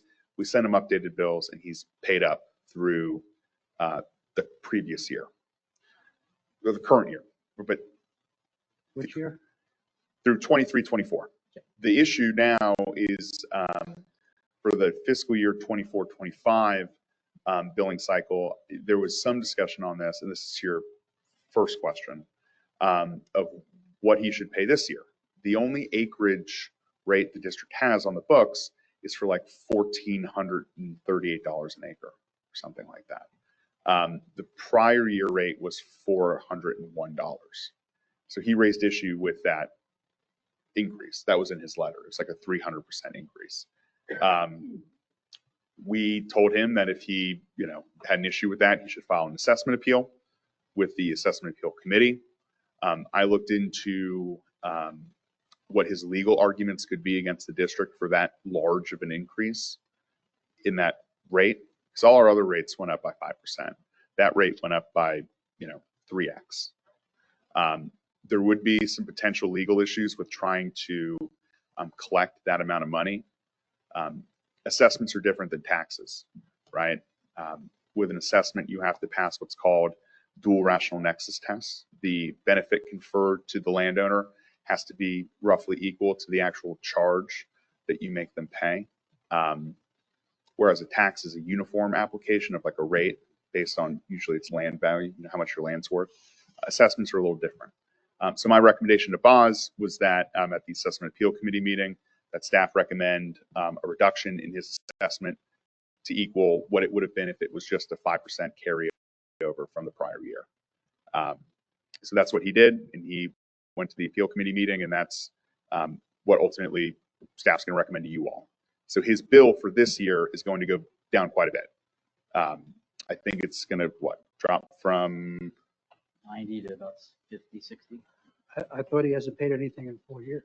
Yeah, we did. Yeah, he's caught up now. He's paid us that 105 number as of last week. So he is current through September of this year. What Garrett's talking about is his bill he received this year. There'll be a slight adjustment that'll be he owes us another 50K probably. Are we going to adjust it every year for him?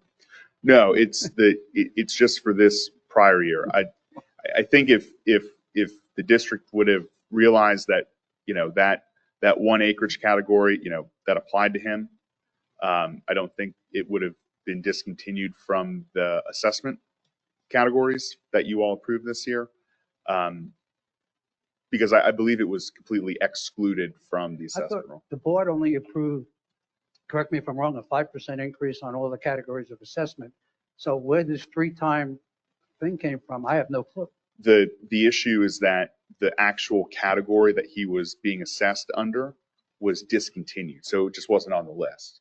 So then the only acreage category that remained was commercial acreage, which is assessed at a much higher rate than residential, the lowest acreage number. Did So- that commercial rate only go up 5% from the It previous? did, but compared to the prior year's lowest rate, it was significantly higher in that, So, okay, so what rate are we going to charge him going forward? so those two agreements provide that until he transfers the land to a third party, or until he gets a replat done with the county to meet whatever his project design is going to be, rather than assessing him on a per lot basis, we assess him on an acreage basis. So we add up all the acreage, the total acreage count for each development.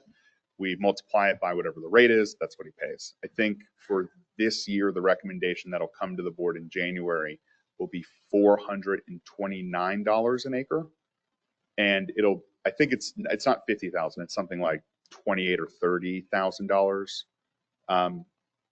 But it's gone up every year. It was 20, then it was 23, 25, and now it'll be. So what happens in August when isn't the contract up or something's up in August? So that's the option agreement that the district entered into with Ramsor Properties for all the other lots that Sun and Lake owns in Unit 12. So The Arlington 1 and 2 contract, we've already sold him the land. That's all done. But he still hasn't platted it? He hasn't had it replatted, no. And that's 4 years. It's been 4 years, he has not had it replatted.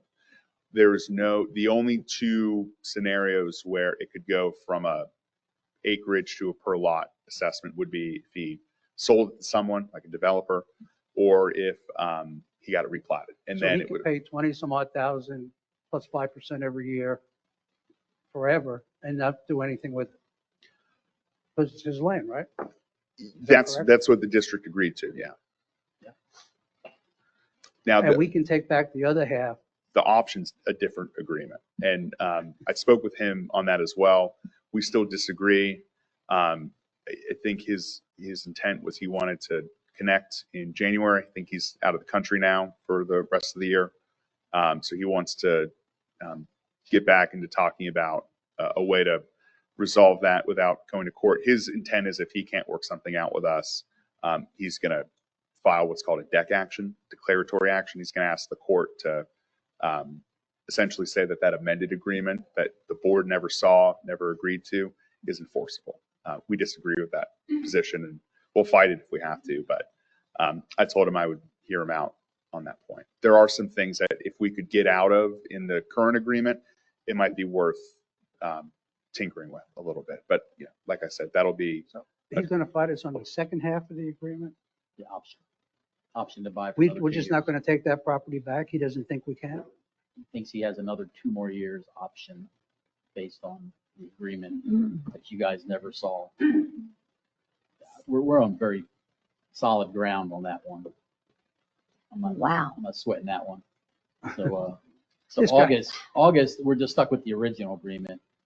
And to your point, yes, for the 469 parcels for an indefinite period of time, since he's the owner, he could, what he's going to have to ask for though, is come back to every assessment appeal and ask for that adjustment every year, just like any citizen would.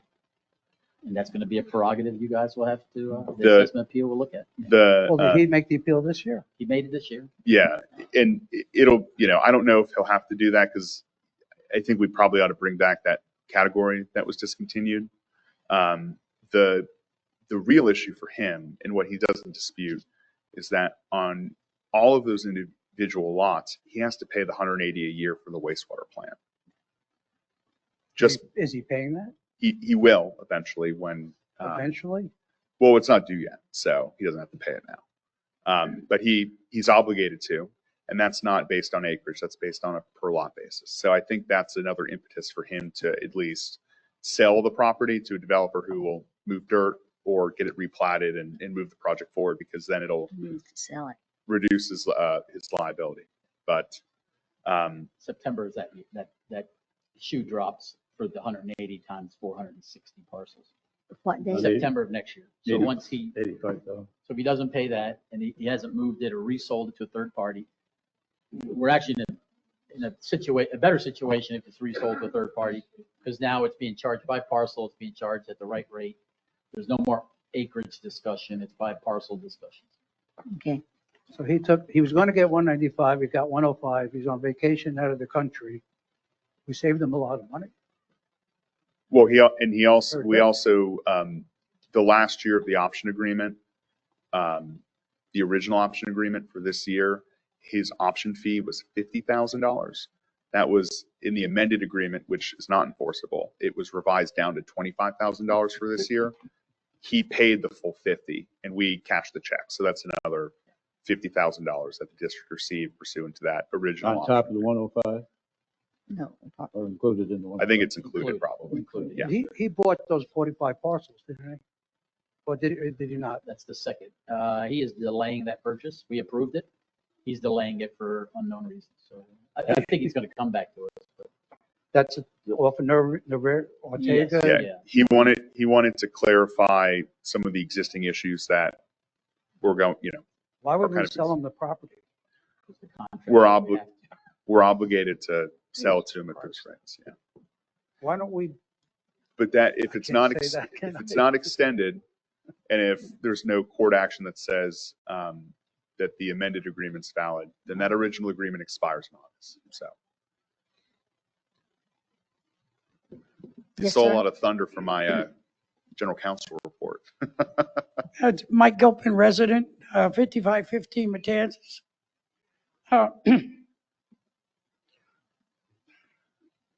This whole thing with Hornick is, I was involved in a lot of this and a couple of you too. I agree with Ray that we can't be just giving him stuff without forcing him to pay $2,700 a lot. I mean, that we can do. I mean, if we're obligated to sell it to him, then let's make him pay what everybody else has to pay. And, with all due respect, the board should be making a lot of these decisions on dropping him from 190 to 105. I mean, and I mean that respectfully, this is the job of the board. But what we have to do with that agreement, let's do it, but let's make sure he pays what everybody else is paying. So just to clarify based on that comment, because I don't think it was clear, his request was that he thought his assessments were too high based on the prior year's assessment. And like we would do for anyone else, we directed him to file an appeal. Staff made a recommendation at the appeals committee meeting. The appeals committee accepted and is going to recommend approval to you all. You all have the final say. We're not taking that away from you. That's totally in your court. so the board's going to see that next month when January, they, we see all Yeah, the in appeals. January. Yeah, we haven't made that decision. I think Boz is just anticipating, that it'll be approved. That's maybe why it's already reflected in the figures he put out. But we didn't make that. That's a board decision. You all control the assessment hammer, so to speak. So we haven't changed it. And then with respect to the fees for the special assessment for the wastewater plant, I mean, he has the same rights to pay yearly, $180 a year like everyone else does. And he's going to pay per lot just like everyone else does. So he's not getting out of that. They tried to, and Boz and I shut that down. So, when that comes due, that'll be due. so he's going to owe us 180 times About 85,000. 400 and something? About $85,000. Unless he gets a replat done before then. But, and there are different ways to credit him for paying everything now. And if he replats sometime next year, there's a way to kind of credit that out. But yeah, it's all due and owing when it is for everyone else. So he's not being treated any differently. Hello. Hi, Jenny Cecil, 5257 Pebble Beach. I don't know a lot of the history with this Hornick and stuff, but just an observation. At the previous meeting, we talked about, is it Horton is the other builder? Yeah. So how long has this Hornick thing been going on? Like how long has he owned these lots? 2020. 4 years. 4 years? And I heard you say earlier that was there a limit on it? Because you're talking about replatting. Is there a limit, or was there a limit put on his to do something with these lots? No. Okay, and as observation, was there a limit put on Horton? Okay, so we're learning as we go, that might be a positive thing to do from learning from our mistakes. I get it. So, I mean, just listening to the conversation, if my assessment went up 300%, I would be filing an appeal too. I mean, it just is fair. You approved 5%, so Yeah. on that side, I understand. Thank you. Thank you. The Emerald Isle, is that still going on or is that dead? All the permitting's done, all the county approvals are done. We submitted a letter that they can be on our wastewater system, so all the administrative stuff's being checked. He hasn't given me a development timeline. That's where we stand on that. Seems cool. Well, thank you.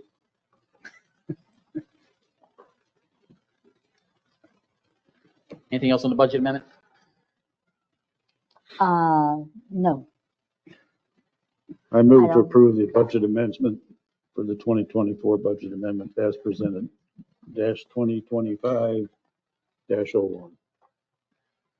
I'll second. Any further discussion? Call for the vote, please. Supervisor McLaughlin, No. Supervisor Brooks, Yes. Supervisor Herrick, Yes. President Phillips. Yes.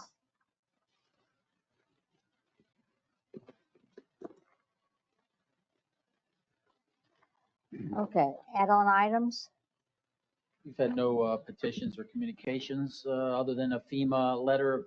We have a meeting with them tomorrow, and it's the only notice we were given for the Milton damages. So we'll bring back to you in January what their initial response would be for funding above and beyond insurance.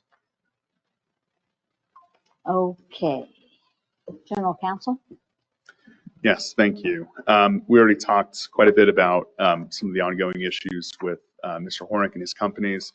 I will provide you with another update at the January meeting. My hope is that I can schedule our next discussion before the next meeting in January. I know we're going to switch the first kind of Tuesday of the month. So if not, I'll provide an update to the board kind of as things develop, but it shouldn't have anything unforeseeable happen with any of that.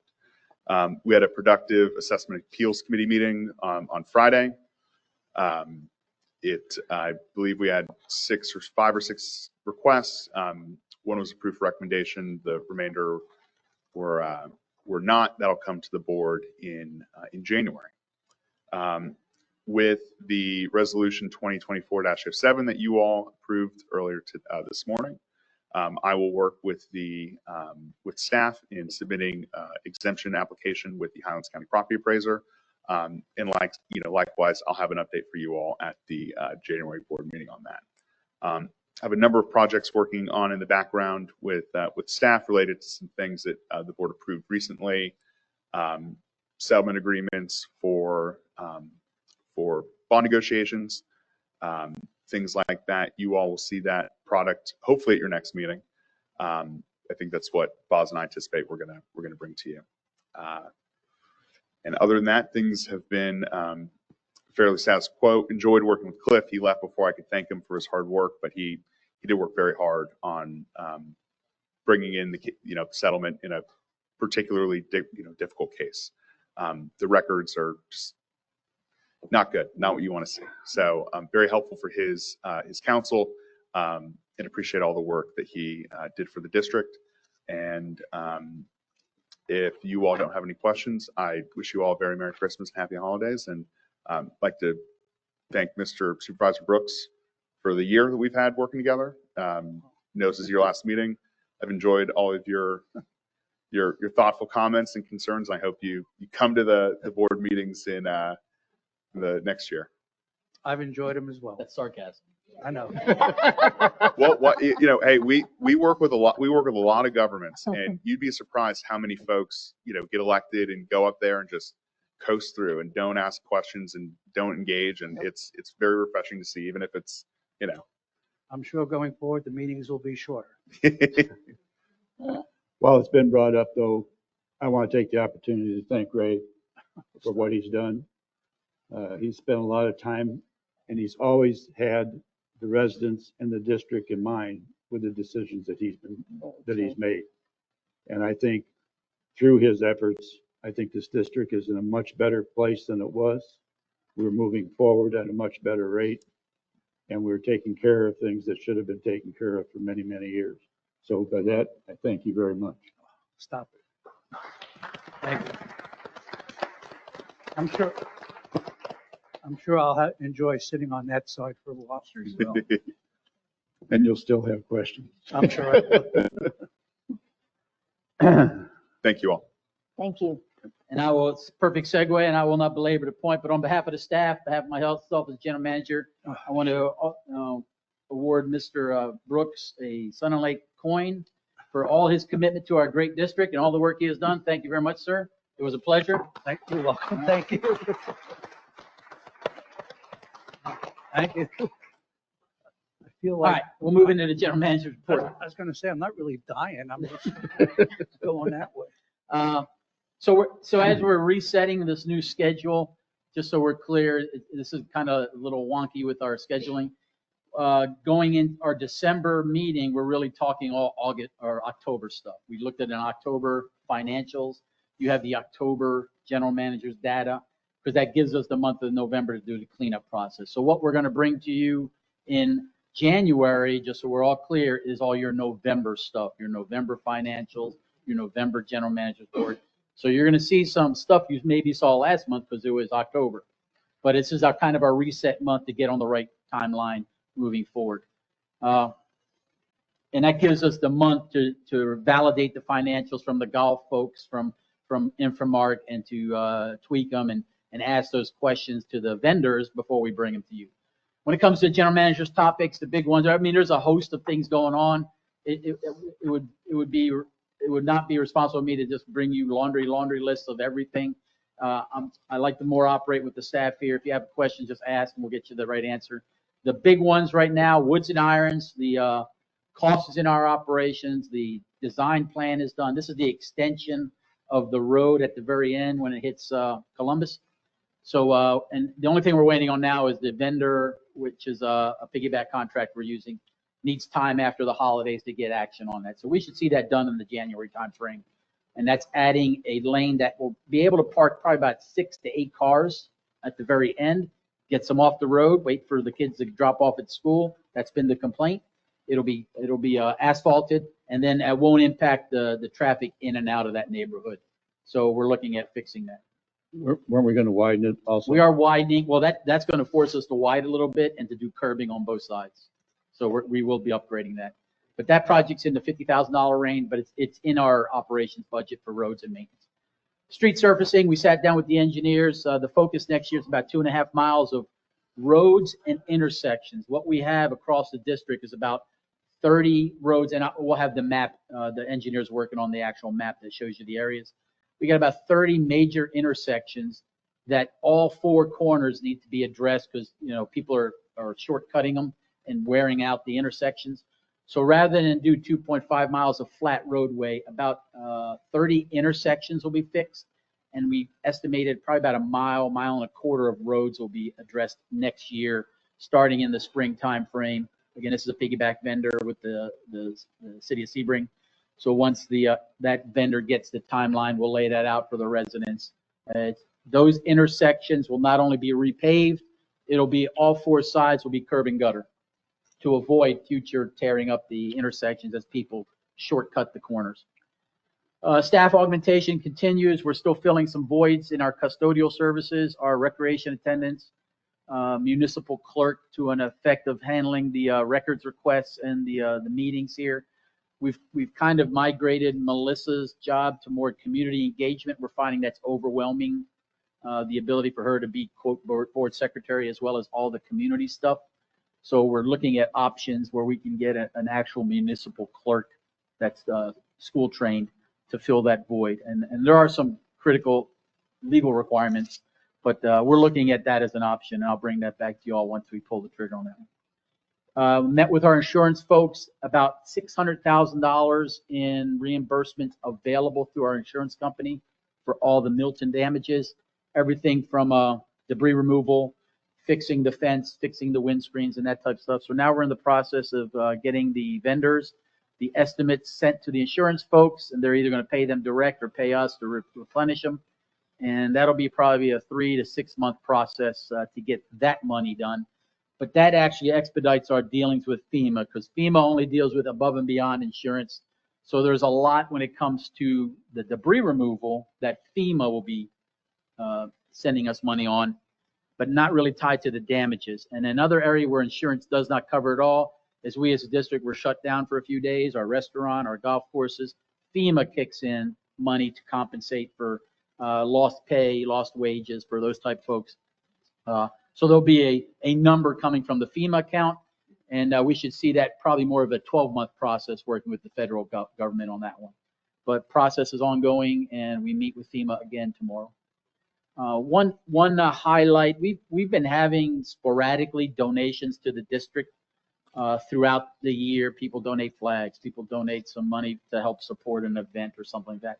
And to make sure we have a clean accounting of it, I'm asking that, and we need a vote because we're creating a separate line account. It'll be on your account register there. Asking for a vote that you all approve a donation account so I can keep that money separate and segregated, because I don't want someone to say, well, I gave you $500. We got to bring out the whole general ledger and show them where that 500 was given to us. It's just a clean accounting method. It gives Coral the ability to go to one right account. There's no charge. It just will run. And as we see, if we need it to continue, we'll keep it open there. I think we will, but it cleans up our housekeeping when it comes to our financials. And it'll be an add-on to the monthly accounts. You'll see how much is being donated across the district by residents, businesses donate money. You'll be able to see that very quickly and not hidden in all the numbers. So I would ask for a voice vote on the approval of a creation of a donation account, if I may. I agree. I agree. I agree. All right, so we'll move out on that. Parcel acquisition, to Garrett's point, we've got, this is the combination of foreclosures, Auckland, not so much the Fifth Third folks, and people not paying their assessments. We sent out that many letters. A bunch have come back. We've got 44 completed that a transaction was made with the district. In many cases, it was the district swapping a parcel of land that we own with the parcel that's in the wastewater area. So no money exchange. In some cases, we did exchange money. These people wanted to be out of the business of Sun and Lake, but they didn't want to get a parcel. So we came up with just over the appraised value on the website for the county. We basically use that as our start point for negotiation. On average, about $1,000 to $1,500. This will all be assigned against the wastewater project at the end of the day once we complete all that. But we're continuing the process. So this is just what's ongoing with the district right now. What we do have, Garrett alluded to, we have a bunch with the Auckland folks, the bond folks that were going through foreclosure processes based on that contract to get that closed out. So there's a lot of that action. You heard some of the, what I'll call the dirty laundry, that the district has not been aggressive in the past, running down foreclosures, collecting assessments. That dynamic has definitely changed to this point here. We are getting more aggressive in seeking anyone just to pay what they're due, what they owe the district. And if that means we got to foreclose, then so be it. That's a choice they made as individuals and landowners here. So we have changed that dynamic to the point that we will not let a parcel ride the rolls of 5 years and let it drop off. We're hitting them earlier in the process when they owe us and filing the right actions. There's a cost to that. There's a cost to the actions our legal department has to do. But at the end, it gets a parcel back in the right hands to someone that wants to develop it, wants to improve it. So we're moving out on that. I did want to re-emphasize, and we'll get this posted, our new schedule starts next month with our board meetings. So we laid out the times. I highlighted when we'll do an afternoon meeting. So I would ask one more time, check you all's calendars for the best you can for the next year and make sure these are satisfactory dates. We've adjusted around some holidays like a Labor Day and whatnot, so please just confirm. And we went with one meeting every quarter. We will attempt to do the 5:30. And again, see see the engagement from our citizens, see the amount of citizens that show up. But that could be easily adjusted if the board feels that's not satisfactorily meeting our needs, and we'll adjust from there. The add-on meetings are towards the bottom, a few budget meetings, the landowner meeting, obviously. The one to be determined, I would say after we seat the new board members, which will be the first week or two of January, we'll schedule a time to do the ethics training of all those individuals. And so that could be in the spring timeframe. That's done in-house. Garrett comes here for the half day and we'll address that. And we also have the Assessment Appeals Committee meeting is scheduled already for next December. To be clear one more time, any questions, concerns, complaints about the wastewater, there is no annual review of that. That's done. That's in the books. You could bring it up as a possible comment at the December meeting with assessments. That was brought up last week, but there's no mechanism, even by state statute, that we are required to do that. Even if it's a new parcel owner, even if it's someone transitioned, it's one time only, and the only way they can engage, if it's an administrative mistake, it'll come through our office here. If it's action required, they say they don't want to pay, they can't pay, I'll bring that back to you all, but there is no set meeting for that, just so we're all clear on that. So the only thing we do is an annual assessment appeals for our regular operational assessments. 25K or more, we had a few expenditures. These are all budgeted, but just for full visibility, these are ones, the usual suspects. This is our insurance to Highlands County. This is our electric bill. This is our water system for our new water meters. So nothing out of the norm there. There was a large wastewater plant maintenance. This is our regular work we do on our ponds. So that just hits at this time of the year that we do that cleanup and adjustment of the ponds. So nothing out of the norm there, all budgeted for. Golf had their committee meeting. I saw no district issues. This is the highlights from their discussions, just so you're aware. Some internal issues with the greens and fairways. They'll handle that in-house with our grounds crew, as well as Mike will address these. But nothing for any action on y'all's part. Still need to bring back to you guys in January an approval of the golf committee charter. That's really just going back and forth between me and Mike, trying to clean up some language there. So I will bring that back to you in January. Nothing crazy is being adjusted on it, but you need to all approve a new charter for them. That's all. And then, other than, unless you have a separate question for finance, my community, or clubhouse golf, that's all I have. I'm sure you have Are you something, ready? sir. What do you got, sir? Come on. Just a couple of questions, clarifications, I guess. That yoga class problem from last meeting, is that resolved to everybody's satisfaction? Yeah, I mean, when we don't have an instructor, there is no class. And if I don't have a actual recreation attendant, which we didn't have last month, the custodian does not count, my security guard does not count. It needs to be a recreation attendant. That's been made very clear to that group. They were out here this morning doing it as well, because we had a rec attendant. I think we're resolving that. We're moving to a 4-day, 10-hour schedule for staff for rec with overlapping schedules, so they'll be consistent. So that will definitely help us have a rec attendant in place in January. But if that raises its head again, we'll handle it. But there may be some internal discussions to you guys for their unsatisfactory answer by my phone. Okay. The Edgewater speed bump. Edgewater speed bump is tied to when he does the woods and irons. He'll have the equipment on site. He'll come over here and increase that bump.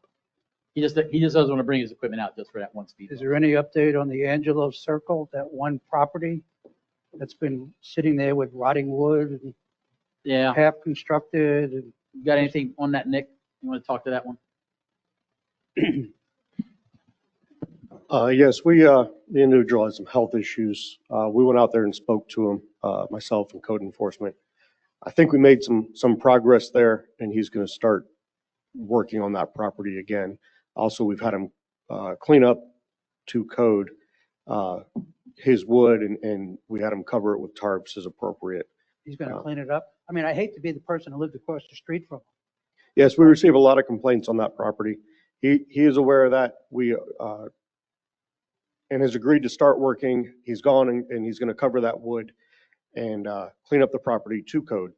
No, he covered it So- once before. Yeah, He did, and those tarps shredded. He's going to recover with appropriate tarps. So it is on our radar. We have an open case for that Do we have property. any recourse financially with this guy to get him to go? When he comes into compliance or when he's out of compliance, we work the process. I believe, I can't speak to it. He might be scheduled for the next magistrate meeting. If he comes into compliance, of course, compliance is our goal All right, well, with these hopefully you'll issues. stay on top of that, because as I said, it's been an eyesore for almost a year, I think. Yes, sir. It was a delay. The individual had so the owner is also the general contractor, and he had some significant health issues that delayed his progress. Okay. But we have engaged him, and we've gone out to the property to point out and show him everything that's required. You know, when the county issues a permit, is there a certain time frame in which they're supposed to complete the work on that? There is a 1 time year? frame for county permits, and we spoke to him about that. He continues to re-up his permit, so he's just continuing to pay the fees. Oh, so you can just re-up them? You can you can apply and get a new permit once that expires, and that's what he is doing. So his permits are up to speed. He is current. Okay, those 6 duplexes there on Pebble Beach Drive, I sent something to Glenda about when did the permits get issued? Where are we at on that? Okay, I'll follow Not up on right that now, for you. Not right now, but Sure, I'll follow. I don't know the answer to that, but I'll follow up because on that one. it's been dragging on for,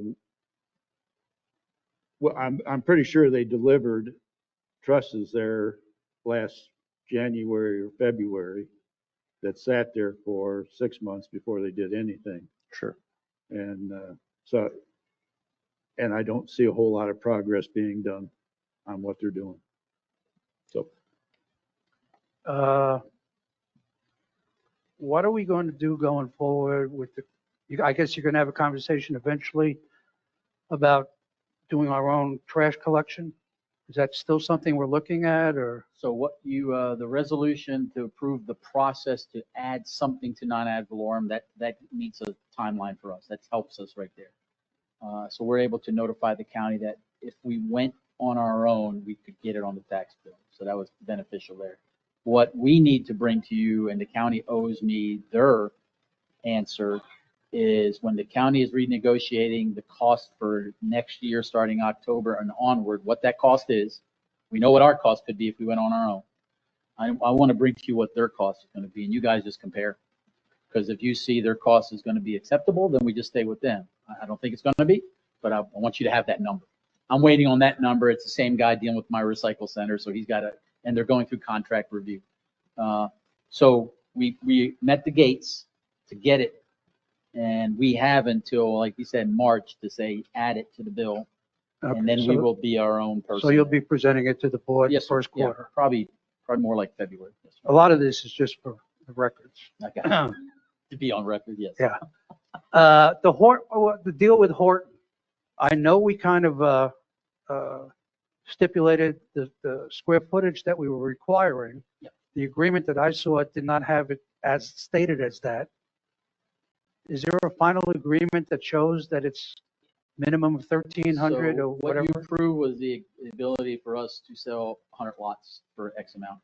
The agreement that legal's working on right now is there's an addendum to that, the development agreement, that has specifically all those points. Those points are not in question. They up the number to include driveways, to include the numbers we wanted.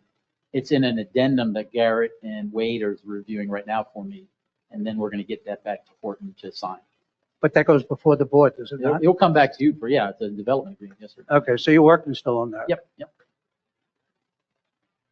We had a conversation about, And they still need to pick the 100 lots. They're jockeying around. oh, they It'll are? be in that area, but they haven't solidified the 100 yet. So. Okay. We had a conversation about zoning codes, about Sun and Lake. Yep. Taking over the zoning, setting our own zoning codes.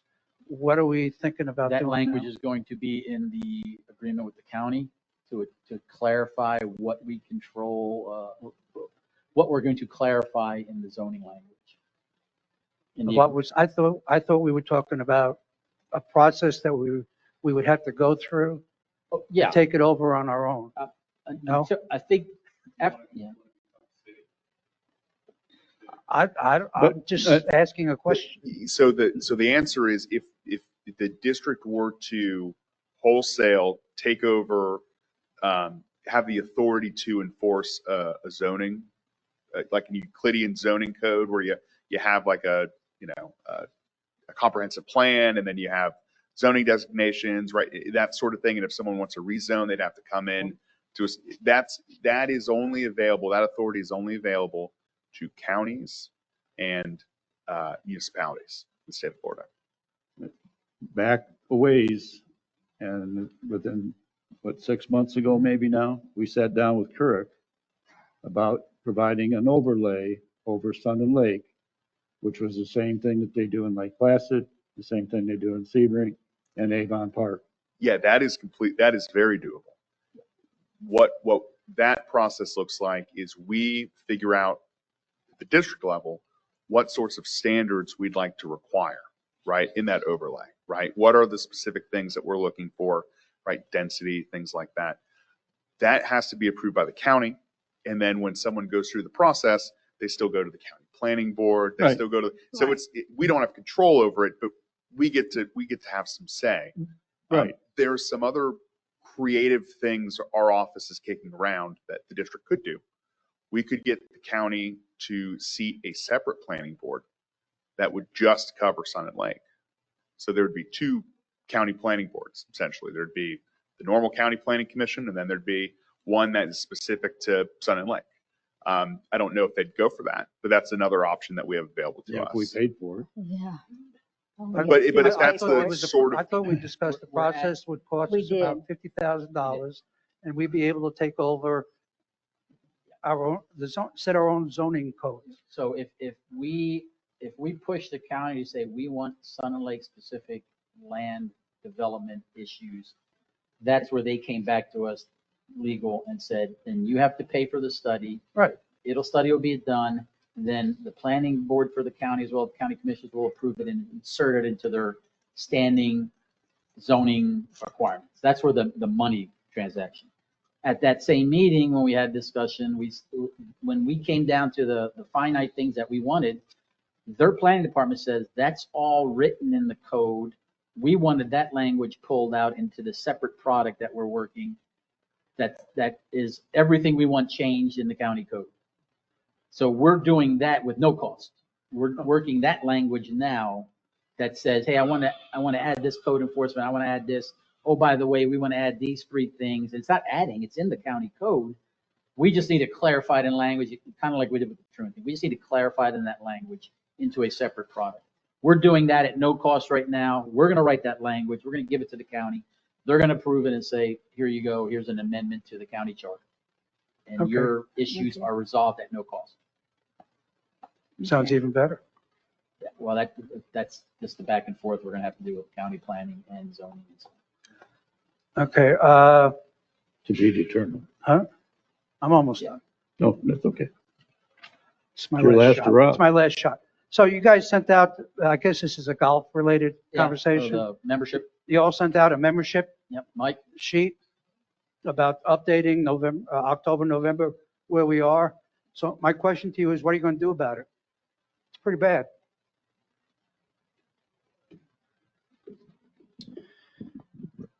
Yeah, so obviously you can tell that the numbers are down. There's still some membership to come in, which we'll know within the next 30 days or so. Usually by mid-January, our membership trends sure that's over the same as minus last year, some though, new right? ones, right? The answer to what we do about it is obviously a discussion. I don't get to set the membership rate, so if we want to run some sort of membership campaign, I'm happy to sit down with Boz and we can develop something for you. If that is the direction the board wants me to go, we can definitely do something. I don't understand why you don't think that. What does Troon do for us for $120,000? Yeah, I'm sorry. We keep going through this. Well, we've been down this road. So we've done our membership programs. We've done the 50% off program, which was we stopped doing that at the pleasure of the board. I mean, here I am. I'm only one vote and I'm not going to be here anymore. If I saw these numbers, I would say Okay, everybody's getting older, people are dying, whatever. There's all kinds of reasons why this is happening. But I don't think I'd sit and go, it's okay.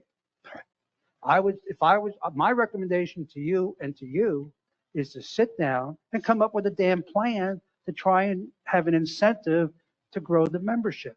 Don't wait till next year. Don't wait till the budget. Come up with something now. These numbers are not good. I mean, they're just not. And there's a reason for them. I understand that.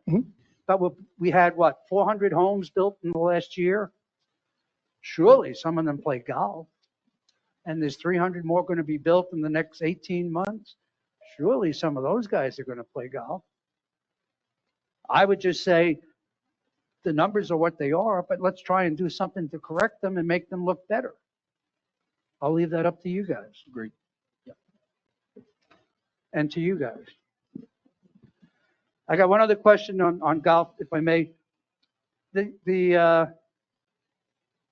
see if I get this right. There was something mentioned about carts. The cart fee, the revenue's down because the cart fee, something has changed. It was in your notes. Financial. Memberships are running behind. We discontinued taking out cart fees. I didn't understand that. What happened? Sure. So in the past, inside the membership dues, there was a cart fee designation in there. I want to say it was around $1,000 or so. You remember when we did the free membership? That was the membership drive we did a few years ago. We did the free and then we had to pay they had to pay the cart fee, which was that $1,000. So out of your $5,000 membership, say we chopped out $1,000 and it went over to cart fees. So in order to calculate your entire membership, you had to add up the dues and the cart fees. Well, now it's all just lumped into one. So it all just falls under dues. So it's not split out anymore. We haven't had that deal for 2-3 years, have we? Well, I was just trying to make an example of so you understood where that number came from, but correct. So we no longer pull the cart fees out. I'm sorry. It's just a lot easier way so you can see it on paper easier. For not making your numbers, but in No. reality, it has nothing to do with it. No, it just skews the numbers a little bit because now the cart fees and it's not being split out. So you can just look at it on one sheet and it's right in front of you. I know I shouldn't read this stuff. Which we had that Can discussion. you tell me on restaurant? This summer we had restaurant specials every day, other than the normal evening specials. They've all of a sudden stopped doing them. And we were told that they were successful in making money. Is there a reason why we did that? Yeah, so the direction I was given was we were going to quarterly specials, which you see on there, and that was what I was asked to do. It was a daily specials, right? It was Daily a daily specials. lunch and a daily dinner. Those were great. After the summer's calculation, we came up with the small amount of the dailies that were successful. We added those to a quarterly because what we were doing is buying a lot of inventory for a daily special and it just wasn't being utilized. So, but we needed some data to do that. So after the summer, we came up with these 10 things are hot. They're hot all the time. People keep buying them because if they bought them at the daily, can we just make it a quarterly or that we just refresh every quarter with, either the same or new ones? We went that route with it to test that model out. So this quarter will be the first quarter we'll see quarterly sales for these specials and where we make the money. But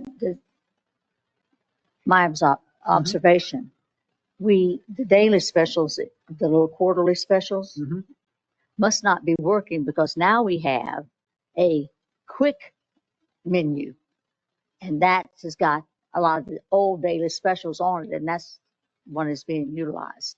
Quick menu. Yeah, it's I don't know. the same I've seen that thing. one. It's got a hot dog on it. It's got a hamburger on it. It's got Express express menu. menu. The express menu, and that one seems to be working. Yes, no? Yeah, no, that's correct. Yes, No, that's correct. that is correct. We do have an express menu, which is your It's got. Let me bring back to January our plan for the restaurant menus. But I'm just telling you, you took I got you. Yes, ma'am. on the quarterly one, there was only one item on there that wasn't a seafood or fish item, Sure. and that was a cranberry turkey something. Okay. Yeah. Okay, just to go on the record for a couple of other things, I challenged you on restaurant pricing on our bills to show the regular price instead of just saying this is the sale price. I know most people are more intelligent than I am, but I need to see the regular, supposedly it's $10. I'm being charged $8. And I don't see that when I look at my bills. I think they need to be changed. On your bill Uh, that you get from the restaurant or the bill you get from Bill. the district? Bill I get from the district. The month Okay. end. You don't see it. You just show the discounted what you're paid. You see the for. discounted price. That's okay. Well, I don't know. I don't know what they're charging me. Add your 15% back to it. You don't know? I don't know if it's 15% off or it's zero. Well, Because they if you're don't show getting me the the regular membership, price. if you're getting the membership it's- raise. I got you. All right, you got Okay. it. The other thing is, there's an issue on pricing. On, I know somebody had done an in-depth study on pricing, and hopefully the district will continue and have that conversation with the board. I'll leave it at that. That's all I have. Thank you. It's been a pleasure. Yes, sir. That's all we have from staff. Unless, That's all you have for staff? yes, ma'am. Ma'am, would you like to come back up to, are you sure? I'm sorry, I didn't mean to. That's okay. You're more than welcome to. Okay. Can I keep this? Yes, sir. You can have that one. You'll see it on your next assessment bill. Any follow-up items or new business? Discussions to and from the board? I gave him one accolade, that's all. But I did appreciate it. Time. Thank you. Anything else? That's all we got, ma'am. Have a good holiday. Yep. Meeting Merry adjourned. Christmas, all. Merry Christmas.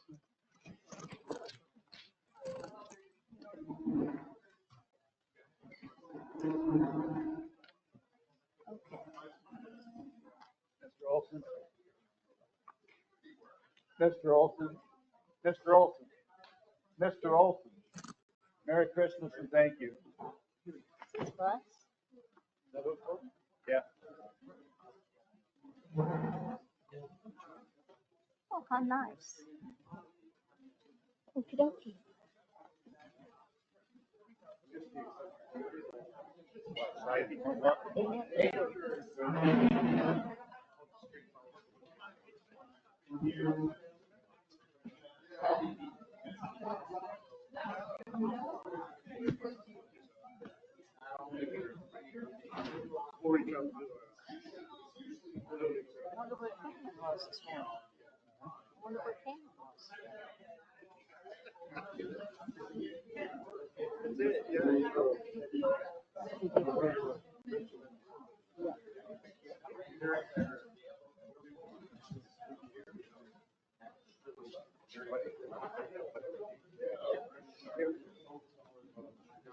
Hi, sweetie. Bye. Happy holiday. You too. You too. I'm gonna miss you. I'll be here. Oh, good. You don't feel bad. Listen, I really never, the whole time of the year, I never worried about finances because I knew you were on. I'll be checking on the other side. Okay. Hey, I got you.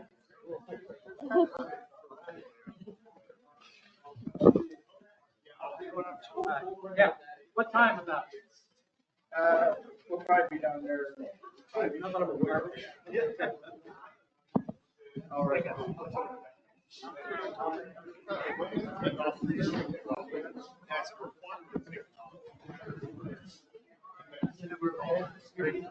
I think so.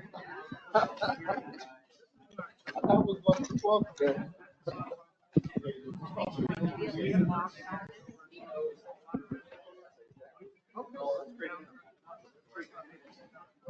That's before some other stuff like labor burden and all that stuff.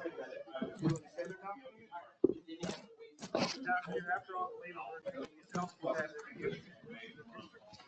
Remember all that?